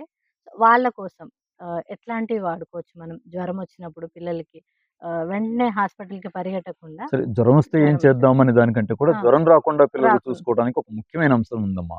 ఓకే. జ్వరం రాటానికంటే ముందు వీళ్ళకి 3, 4 రోజుల నుంచి మోషన్ ఇర్రెగ్యులర్ అవుతా ఉంటుంది. హుహు. మోషన్ ఇర్రెగ్యులర్ గాకుండా పిల్లలకి రోజు సాఫీగా బయటికెళ్ళేట్టు చూసుకుంటే జ్వరాలు రావు. హ్మ్. ఓకే. ఆ ఇబ్బంది నుంచి కాపాడటం కోసం బాడీ చేసేటువంటి ఒకానొక రియాక్షనే జ్వరం. హ్మ్. కాబట్టి జ్వరం నెగెటివ్ గాదు. హుహుహు. రక్షించడం కోసం అది చేస్తున్నటువంటి గుడ్డిలో మెల్ల లాంటి ఓకే. ప్రక్రియ. కాబట్టి అది రావద్దు జ్వరం అనుకుంటే, కామెర్లు రావద్దు అనుకుంటే, హ్మ్. మోషన్ ఫ్రీగా పిల్లలకుండాలి. అంటే ఆహారంలో కాస్త నీళ్లు సరిపడా తాగించుకోవడం, ఉమ్, అన్నంలో కూర ఎక్కువ తినేట్టుగా చూసుకోవడం, ఓకే. ఈ మసాలాలు ఫైబర్ లేని ఫుడ్ పెడుతుంటాం కదా, ఉమ్, అలాంటి పెట్టకుండా ఉంటాం. రోజు కనీసం 20% అయినా ఫ్రూట్స్ ఉండేలాగా చూసుకోవడం, ఉమ్, ఇలాంటి జాగ్రత్తలు తీసుకుని పిల్లలు పొద్దున్న లేస్తే లేపి కూర్చోబెట్టి చదివేయడం ఉమ్, తప్పు కాదు. ఉమ్, మన పిల్లాడు కలెక్టర్ ఎందుకు అవ్వద్దు, కావాల్సిందే. ఉమ్, కానీ ఆయన లేపితే పుస్తకం పెట్టడం, హోంవర్క్, సాయంత్రం దాకా అదే, నిద్రపోయే ముందు కూడా నాకు రాయించి పడుకోబెట్టడం కాకుండా ఉమ్, కాస్త రోజులో ఒక గంటైనా, ఉమ్, మార్నింగ్ ఒక హాఫ్ అన్ అవర్, ఈవినింగ్ ఒక హాఫ్ అన్ అవర్, ఆడి ఒళ్ళు కదిలిపోయేటప్పుడు ఆడుకుంటున్నాడో లేదో చూడండి. ఉమ్, ఆ కదలికలు ఏం చేస్తాయంటే ఆకలిని పెంచుతాయి, ఉమ్, లోపల ఉన్న వేస్ట్ ఏదైనా ఉంటే శుభ్రంగా బయటకు వెళ్ళిపోతాడు, ఓకే. ఆరోగ్యంగా ఉంటాడు, జ్వరాలు రావు. ఉమ్, ఇప్పుడు మనది ఎలా ఉంది, 7 గంటలకు బస్సులో ఎక్కిస్తే ఉమ్, స్కూల్కి వెళ్తాడు. ఆడిని ఈవినింగ్ 5కో 6కో వాళ్ళు దింపితే ఉమ్, మనం శుభ్రం చేసి మళ్ళీ హోంవర్క్ కూర్చోబెట్టేసరికి నైట్ 9. అవును. ఇంకా కదలికలు ఎక్కడ, మోషన్ ఫ్రీ ఎక్కడ, దాని నుంచే దగ్గు, జలుబు, జ్వరము ఉమ్, ఇవన్నీ కూడా అక్కడి నుంచి వస్తున్నాయి. కాబట్టి మీరు ఈ రకమైన ఆహారాన్ని తీసుకోగలిగితే ఉపయోగం జరుగుతుంది. మళ్ళొక్కసారి గుర్తు చేస్తాను. ఉమ్, 1, సరిపోయిన నీళ్లు తాగాలి. ఉమ్, 2, ఫైబర్ ఉండేట్టుగా ఫ్రూట్స్ కనీసం 20% ఫ్రూట్స్ ఉండాలి. ఉమ్, 3, అన్నం తినేప్పుడు దాంట్లో 50% కూర తింటున్నామేమో ఉమ్, అన్నట్టుగా కూర ఉండేట్టుగా చూసుకోవాలి. ఈ జాగ్రత్తలు తీసుకోండి, ఆరోగ్యం బాగుండేటువంటి వైపు ముందుకెళ్తుంది. ఓకే. ఇవాళ సిద్ధార్థ యోగ విద్యాలయం గత 25 ఏళ్లుగా ఉమ్, ఇన్ని వందల మందితో ఏదో చేస్తుంది అంటే, మేము ఇక్కడేం మంది ఇవ్వడం లేదు, అవును. మేము ఇక్కడేమి ఫీజు తీసుకోవట్లేదు అన్నారు మీరు. ఉమ్, ఊరికే సలహా ఇస్తాం, ఇంట్లో చేసుకోకపోండి, దానికి ఏం ఫీజు ఉంటుంది.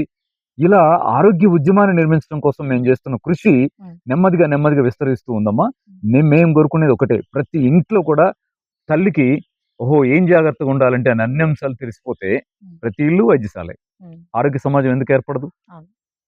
ఇంకొకటి, ఇప్పుడు పెద్దవాళ్ళు గాని కొంచెం ఇప్పుడు 40 ఇయర్స్ ఏజ్ నుంచి ఉన్నవాళ్ళు మోకాళ్ళ నొప్పుల సమస్యతో బాధపడుతున్నారు. పూర్వం అంటే నా తాతలు అట్లా ఉన్నవాళ్ళు కూడా ఇప్పుడు బానే నడుస్తున్నారు. కానీ నాన్న ఏజ్ ఉన్నవాళ్ళు, వాళ్ళకొచ్చేసరికి మోకాళ్ళ నొప్పులొచ్చేస్తున్నాయి. అంటే వాళ్ళు బానే ఉన్నారు గదా సార్! వీళ్ళకెందుకొస్తున్నాయి మోకాళ్ళ నొప్పులు? అవును. భరించలేనంత నొప్పులు గూడా వస్తున్నాయి. దానికి కారణం ఏంటంటారు? దాన్ని మనం ఎట్లా తగ్గించుకోవచ్చు? అవును. దీనికి ప్రతి దానికి మనం ఆహ్, ఏ జబ్బు పేరు చెప్పినా దానికో మందుంటుంది. హ్మ్. అట్లా ఆలోచిస్తే చెప్పలేను గానీ, అలా హ్మ్. కాకుండా రీజన్ ఏంటని పరిశీలిస్తే ఒకటి మాత్రం అనగలం. హ్మ్. ఏది మనోళ్ళు ఎవరో అన్నారులెండి, హ్మ్. ముక్కుంటే జలుబు చేయకుండా ఉంటుందా? కీలుంటే నొప్పి రాకుండా ఉంటుందా? అంటే ఎద్దుకు కీలుంది, మనకంటే లావుంది. ఆ! దానికేమైనా నొప్పొచ్చిందా? అవును. ఏనుగు క్వింటాల్ క్వింటాల్ ఉంటుంది, దానికి హ్మ్. మోకాళ్ళున్నాయి. హ్మ్. దానికేమైనా నొప్పొచ్చిందా? అదేదో ఉంటుంది, పెద్దది ముక్కు మీద కొమ్ముంటుంది కదండీ! హ్మ్. ఖడ్గమృగం ఆ! అదెంతుంటుందో.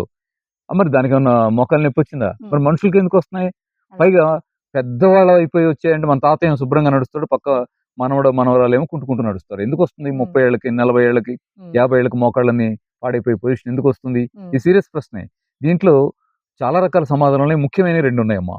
ఒకటి, మోకాళ్ళంటే ఏమిటి అని గమనిస్తే ఎముక నిర్మాణంలో ఉండేటువంటి అంశాలు కానీ, కార్టిలేజ్‌లో ఉండేటువంటి లోపాలు గానీ, హ్మ్. దాన్ని పట్టుంచే లోపలుండే సైనోవియల్ ఫ్లూయిడ్‌లో ఉండేటువంటి లోపాలు గానీ, హ్మ్. పట్టుంచేటువంటి లిగమెంట్స్‌లోనో, కండరాల్లో ఉండే లోపాలు గానీ, ఇవే మోకాళ్ళ నొప్పికి దారి తీయడానికి ఛాన్స్ ఉంది. హ్మ్. వీటికి దెబ్బతినటానికి ముఖ్యమైన కారణాలు 2 ఉన్నాయి. హ్మ్. ఒకటి, కాల్షియం లోపం వల్ల ఇది రావచ్చు. హ్మ్. 2, కెమికల్ ఇంబాలెన్స్ వల్ల ఇది రావచ్చు. హ్మ్. కాల్షియం లోపం అంటేనేమో మనం ఇందాక మాట్లాడుకున్నట్టుగా నేచురల్‌గా కాల్షియం వచ్చే ఆహారాలు తీసుకోవచ్చు. హ్మ్. ఖర్జూరాలు, తోటకూర, ప్రధానంగా నువ్వులు, ఓకే. వీటిని వాడుకోవడం ద్వారా కాల్షియం లోపంతోటే మోకాళ్ళలో ఇబ్బంది జరుగుతూ ఉంటే వాటి నుంచి బయటికి రావచ్చు. హ్మ్. ఒకటి. రెండోది, అలా కాకుండా కెమికల్ ఇంబాలెన్స్ వల్ల వస్తుందనుకోండి, ఓకే. దానిలో ఉన్న ముఖ్యమైన రీజన్ ఇంకోటి చెప్తాను. సోడియం ఎక్కువ కాన్సంట్రేట్ అయితే కూడా మోకాళ్ళ నొప్పి వస్తుంది. ఇవాళ 100 మంది మోకాళ్ళ నొప్పుల వాళ్ళలో 80% కేసులన్నీ కూడా సోడియం కంటెంట్ ఎక్కువైన కేసులే. హుహు. అంటే చెమట బాగా వచ్చే సందర్భాల్లో సోడియం ఎక్సెస్ ఉన్నా ఎళ్ళిపోతుంది. హ్మ్. ఇప్పుడు మనం ఎక్కడ శ్రమ చేస్తున్నాం? హ్మ్. ఇప్పుడు చెమట ఎప్పుడు వస్తుందంటే వస్తుంది, మాకు కూడా ఏసీ ఆగితేనో, ఫ్యాన్ ఆగితేనో, కరెంట్ పోతేనో అంటున్నాం తప్ప, హ్మ్. రోజు పనిలో చెమట వస్తుందనే పొజిషన్ లేదు. హ్మ్. దాంట్లో ఎక్సెస్ ఆహారం నుంచి సోడియం వెళితే అది బయటికి వెళ్ళిపోవట్లేదు, స్టోర్ అయిపోతుంది. అది అవును. మోకాల్లో స్టోర్ అయిందనుకోండి, అప్పుడు కూడా లోపల ఉండే సైనోవియల్ ఫ్లూయిడ్ కెమికల్ ఇంబాలెన్స్ గురవుతుంది. ఓకే. అక్కడ కార్టిలేజ్ దెబ్బతింటుంది. మీరు ఒక రాతండి గిన్నెలో ఉప్పు పోసి పక్కన పెట్టండి. హ్మ్. ఒక 2 నెలల తర్వాత తీసి చూస్తే అంతా రంధ్రాలు పడిపోయి ఉంటుంది గిన్నె. హ్మ్. అంటే తినేసే లక్షణం సోడియంకి ఉంటుంది. హ్మ్. ఇక్కడ మోకాల్లో కూడా కార్టిలేజ్‌ని తినేస్తుంది సోడియం. ఓకే.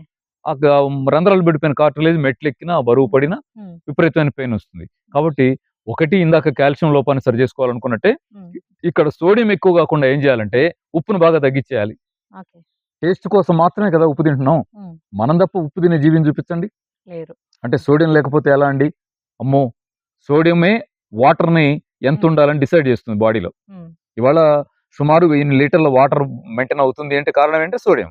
రక్తం ఇన్ని లీటర్లు మెయింటైన్ అవుతుందంటే సోడియం. కండరాల పట్టుతో నరాల పట్టుతో మెయింటైన్ అవుతుందంటే సోడియం. నిజమే, సోడియం చాలా ముఖ్యమైనది.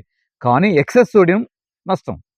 అందుకే ఎక్సెస్ సోడియం తీసుకోవద్దు. ఏం చేయాలి, ఇప్పుడు వాడుతుందంతా చాలా ఎక్కువ స్పూన్ వాడుతూ ఉంటే అర స్పూనే వాడండి. అర స్పూనే వాడుతున్నాం అంటే పావు స్పూనే వాడండి. అలా ఉప్పు బాగా తగ్గించడం ద్వారా మోకాళ్ళ నొప్పుల్ని మీరు 2-3 నెలల్లో ఎవరు సలహా అవసరం లేకుండా గెలుస్తారండి. సాల్ట్ ఒకటి తగ్గించుకుంటే మనకి చాలా మేలు అవుతుంది. సోడియం ఇంత మేలు తగ్గించడం ఇంత మేలు చేస్తుందా? ఉప్పు తగ్గిస్తే మోకాళ్ళ నొప్పులు ఇలా తగ్గిపోతాయా? ఎంత ఆశ్చర్యంగా ఉంటుందో. సర్జరీల వరకు కూడా వెళ్తున్నారు కదా. అవునండి, ఇక్కడ చాలా మంది మోకాళ్ళ నొప్పులు తగ్గిపోయిన ఉన్నారు కదా. మీరు చూస్తున్నారు కదా, వందల మంది వస్తూ ఉంటాయి. ఇదంతా ఎట్లా జరుగుతుందంటే ఈ ఆహార నియమాల్లో జాగ్రత్తలే. అంతే. ప్రకృతి చాలా గొప్పదమ్మా. మనల్ని సృష్టించిన ప్రకృతి, మన చుట్టూ ఉన్న నేచర్ చాలా గొప్పది. మనం దాన్ని వస్తువులాగా వాడుకునే సరుకులాగా చూడకుండా మనల్ని కన్న తల్లి, దానిలోంచే వచ్చాం, మన టైం అయిపోయిన తర్వాత ఆ మట్లోనే కలిసిపోతాం, ఇది మన కన్న తల్లి అనే యాంగిల్లో గమనిస్తే తల్లి దాని శరీరం నిండా, భూమి నిండా ఔషధ గుణాలున్న అనేక ఆహారాలని, వనరుల్ని సృష్టించింది. వాటిని ఉపయోగించుకుంటే మోకాళ్ళ నొప్పుల్ని గెలవచ్చు, నడుము నొప్పుల్ని కూడా గెలవచ్చు. ఇప్పుడు ఇంకొకటి పెద్ద సమస్య ఏంటంటే చిన్న ఏజ్ వాళ్ళకి కూడా కిడ్నీలో రాళ్ళు వస్తుంది. అసలు ఎందుకు వస్తున్నాయి ఏంటి ఎవరికి తెలియదు కానీ పెద్దవాళ్ళు అంటారు 4 రాళ్ళు వెనకేసుకోమని. కానీ ఇప్పుడు ప్రతి వాళ్ళకి ఒక 10 మందిలో ఒక 5గురికైనా కిడ్నీలో రాళ్ళ సమస్య అనేది ఉంటుంది. అసలు ఆ సమస్య ఎందుకు వస్తుందంటారు? ఇప్పుడు కిడ్నీలో రాళ్ళు అంటే మనం అన్నం తినేటప్పుడు దాంట్లో చిన్న చిన్న రాళ్ళు ఏమైనా ఉంటే అవి రావడం కాదు కదా. అవును. కిడ్నీ ఏంటి అంటే బ్లడ్ ని ఫిల్టర్ చేసేటువంటి ఒక ఫిల్టర్. ఆ ఫిల్టర్ లో రాళ్ళు లాగా ఏర్పడుతుంది అంటే బ్లడ్ లోనే ఉన్న కెమికల్ ఏదో అక్కడ గడ్డగట్టిపోతుంది అని అర్థం. అంతే కదా. అంటే బ్లడ్ ఫ్రెష్ గా ఉండి ఫిల్టర్స్ సరిగా ఫిల్టర్ చేయగలిగితే కిడ్నీలో రాళ్ళు ఏర్పడే సమస్య రాదు. కాల్షియం స్టోన్స్ ఉండొచ్చు, ఆక్సిలేట్ స్టోన్స్ ఉండొచ్చు, మిక్స్డ్ స్టోన్స్ ఉండొచ్చు, ఇలా చాలా కిడ్నీలో రకరకాల రాళ్ళు ఉంటాయి. ఇవన్నీ కూడా ఫిల్టర్ లో ఉన్న లోపంతో వచ్చాయి. అంటే ఫిల్టర్ లోపమా కాదు, ఫిల్టర్ లోకి వస్తున్న బ్లడ్ చిక్కగా ఉన్నప్పుడు వచ్చే సమస్యలు. బ్లడ్ అవసరానికి మించి ఎందుకు చిక్కబడుతుంది అంటే సరిగ్గా నీళ్లు తాగక. మనల్ని కిడ్నీలో రాయి వచ్చిన తర్వాత డాక్టర్ గారు చెప్తారు నీళ్లు బాగా తాగాలయ్యా అంటే అప్పుడు మొదలెడతారు నీళ్లు తాగేయడం. అంతకుముందు ఏం చేస్తుంటారు, అన్నం తినేటప్పుడు అన్నం గొంతున పడితేనో, ఎక్కుళ్ళు వస్తేనో, నోరెండిపోతేనో నీళ్లు తాగుతారు.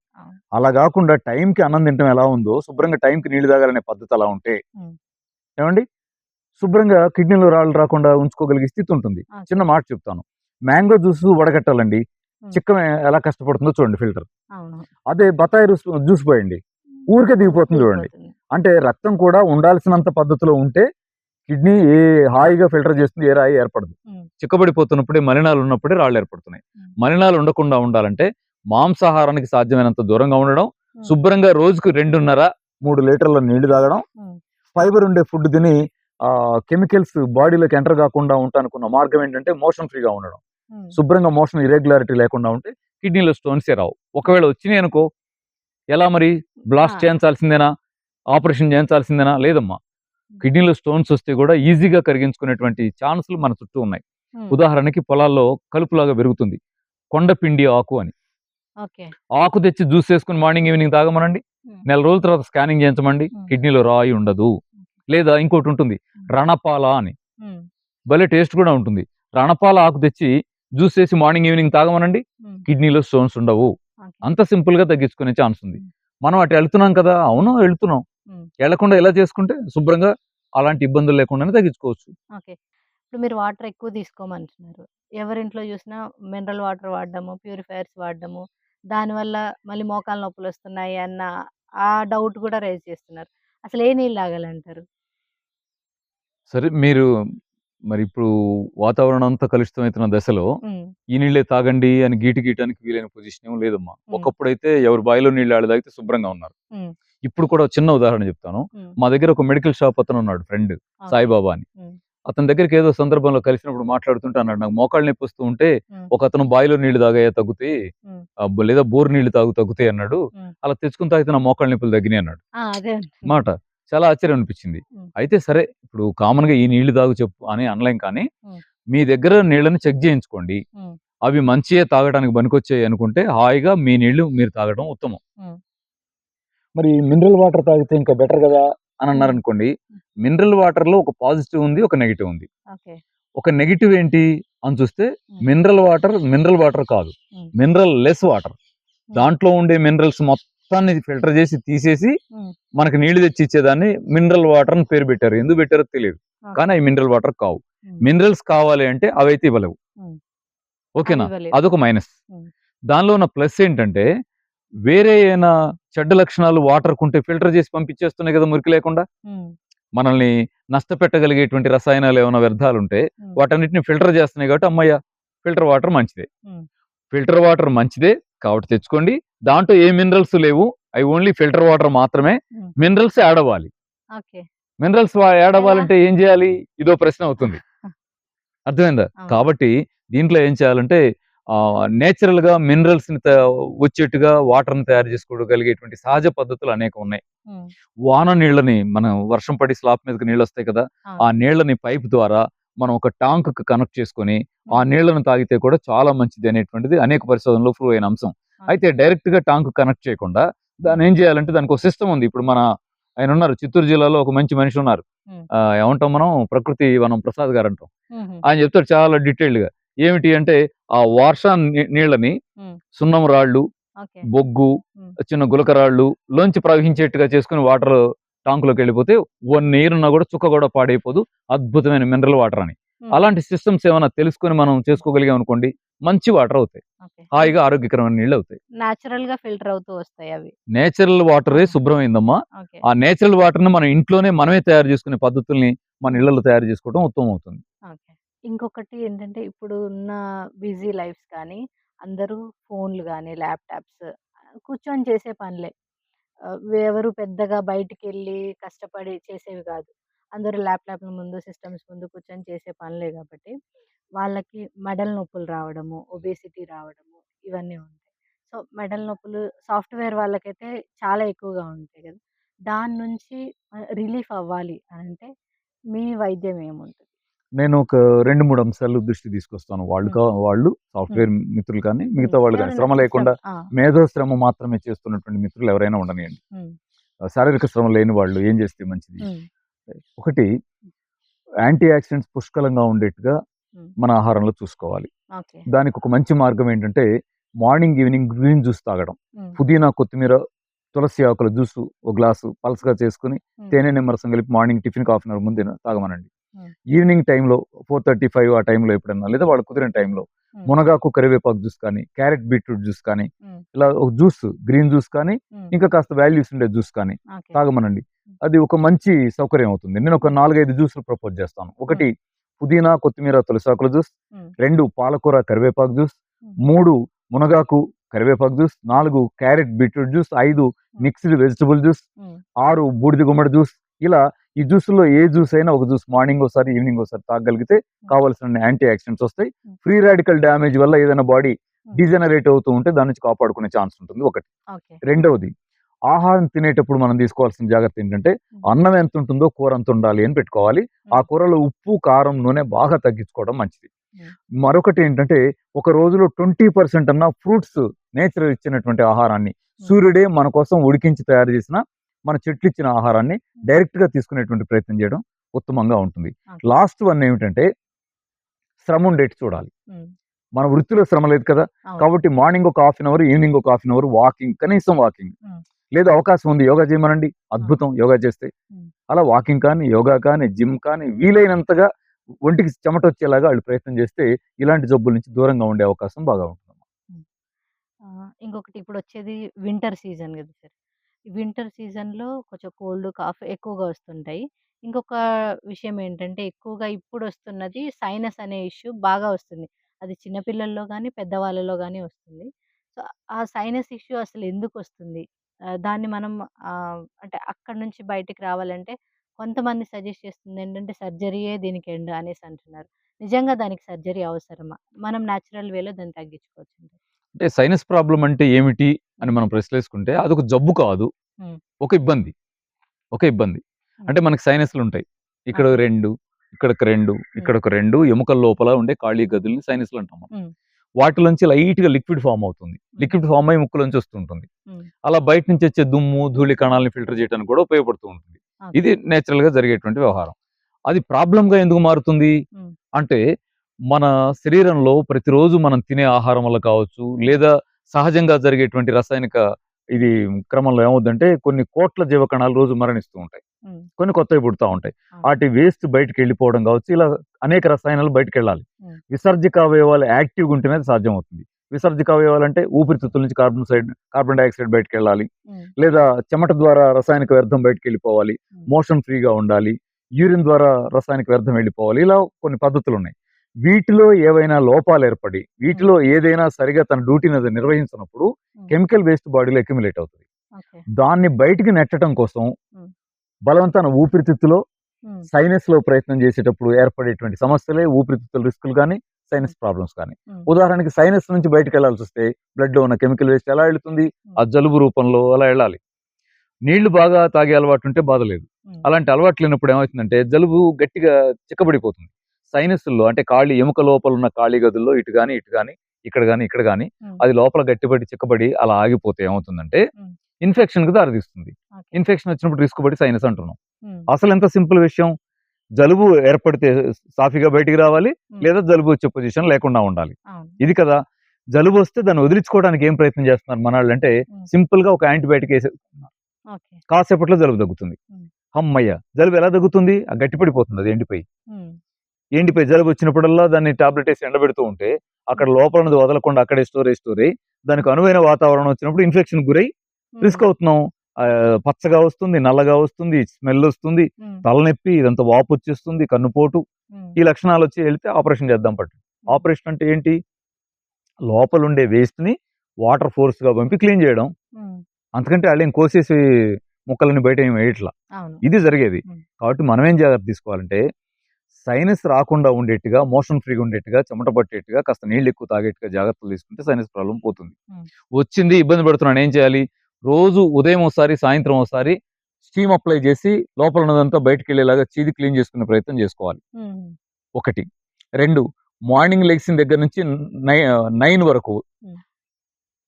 ఉదయం 9 గంటల వరకు ప్రతి హాఫ్ అన్ అవర్‌కి అర గ్లాస్ గోరువెచ్చటి నీళ్లు తాగమనండి. హ్మ్. ఈవినింగ్ 5 నుంచి నిద్రపోయేదాకా అరకప్పు గోరువెచ్చటి నీళ్లు తాగమనండి. అలాగే ఆహారంలో ఈ మాంసాలు, బిర్యానీలు అలాంటివి ఉంటాయా? హ్మ్. అలాంటి ఫుడ్ లేకుండా చూసుకోమనండి. ఓకే. వీటి ద్వారా జాగ్రత్తగా ఉండటం ద్వారా మీరు ఒక నెల, 2 నెలల్లో సైనస్ నుంచి ఈజీగా బయటపడొచ్చు. హ్మ్. అంటే దానికి సర్జరీ అవసరం లేదు. నేచురల్ వేలోనే మనం తగ్గిస్తే తగ్గించుకోవచ్చంటారు. తగ్గితే అవును. మంచిదే కదా! అవును. అంటే సర్జరీ వల్ల ఏం జరిగిందంటే హ్మ్. లోపల క్లీన్ చేసాడు, హ్మ్. శుభ్రమైంది. మంచి విషయమే. ఓకే. అయితే సర్జరీ వేస్ట్ అండి. మళ్ళీ వచ్చింది. మళ్ళీ హ్మ్. మళ్ళీ వచ్చిందంటే సర్జరీ వస్తుందండి. వేస్ట్ అవ్వడం వల్ల మళ్ళీ రాలా? ఆ! మళ్ళీ పాత పద్ధతుల్లోనే నీ జీవన విధానం ఉండటం వల్ల హ్మ్. లోపల ఉన్న కెమికల్ వేస్ట్ మళ్ళీ ఏమైంది? అక్కడ అక్యుములేట్ అయింది. మళ్ళీ ఫార్మ్ మళ్ళీ అయింది. సైనస్ లక్షణం వచ్చింది. హ్మ్. కాబట్టి సైనస్‌కి పరిష్కారం ఆపరేషన్ కాదు. హ్మ్. సైనస్‌కి పరిష్కారం సైనస్‌లో వేస్ట్ ఫార్మ్ అవ్వకుండా నువ్వు జాగ్రత్తలు తీసుకోవడం. ఓకే. శరీరంలో కెమికల్ వేస్ట్ లేదు. సైనస్ ప్రాబ్లమ్ రాదు. హ్మ్. అంతే కదండీ! అవును. ఓకే. లాస్ట్‌గా ఇంకొక ప్రశ్న ఏంటంటే, ఇప్పుడు మీరు సేవ చేసే భావంతోనే చేస్తున్నారు. అయితే మీరు ఆన్‌లైన్‌లో ఆహ్, 21 డేస్ ప్రోగ్రామ్ ఒకటి రన్ చేస్తున్నారు కదా! దానికి రూ. 1000 ఫీజు. అంటే మీకు దగ్గరకొచ్చిన వాళ్ళకి మీరు ఫీజు తీసుకోవట్లేదు. కానీ అక్కడ తీసుకుంటున్నారు. అది దేనికోసం తీసుకుంటున్నారు? మేమేం చేస్తున్నామంటే అమ్మా, హ్మ్. ఈ గత 25 సంవత్సరాలుగా మా దగ్గర వచ్చిన వాళ్ళకెవరికి కూడా మేము రూపాయి ఫీజు తీసుకోవడం లేదు. అవును. రెండోది ఇక్కడ వచ్చిన వాళ్ళకి మార్నింగ్ ఆళ్ళందరికీ టిఫిన్‌లు ఏర్పాటు చేస్తున్నాం. హ్మ్. మధ్యాహ్నం వాళ్ళకి భోజనాలు ఏర్పాటు చేస్తున్నాం. హ్మ్. వాళ్ళు రాత్రి దాకా ఉంటే రాత్రి భోజనాలు ఏర్పాటు చేస్తున్నాం. హ్మ్. ఇదంతా కూడా 25 ఏళ్లుగా జరుగుతున్న హ్మ్. ఒక ఆరోగ్య యజ్ఞం. హ్మ్. దీనికి ఖర్చవుతా ఉంది. హ్మ్. ఎట్లా దీన్ని ఏం చేయాలి? అన్నప్పుడు మనాళ్ళు ఈ మధ్య కాలంలో ఇచ్చిన సలహా ఏంటంటే, ఇక్కడికి రాలేని వాళ్ళకి లేదా దీనిలోనే వాళ్ళే కాస్త హ్మ్. నాలెడ్జ్ ఎక్కువ సంపాదించగలిగేటువంటి పద్ధతిలో ఆన్‌లైన్ క్లాసులు పెట్టి, హ్మ్. 21 రోజులు ఆన్‌లైన్ క్లాసులు. ఏ జబ్బుకి ఏం చేయాలి? రోజు 1 అవర్ క్లాసులు చెప్తూ, హ్మ్. అంత నాలెడ్జ్‌ని దూరంగా ఉండి నేర్చుకుంటున్నారు కాబట్టి, హ్మ్. సబ్జెక్ట్ మీద ఇంట్రెస్ట్ ఉన్నవాళ్ళు, మా సిద్ధార్థ యోగ విద్యాలయానికి మీరు సహాయం చేయండి హ్మ్. అనే పద్ధతిలో ఫీజుని మనం పెడితే, ఓకే. వాళ్ళకది ఎక్కువ కాదు. హ్మ్. 21 రోజులు ట్రైన్డ్ అవుతున్నారు కదా! అవును.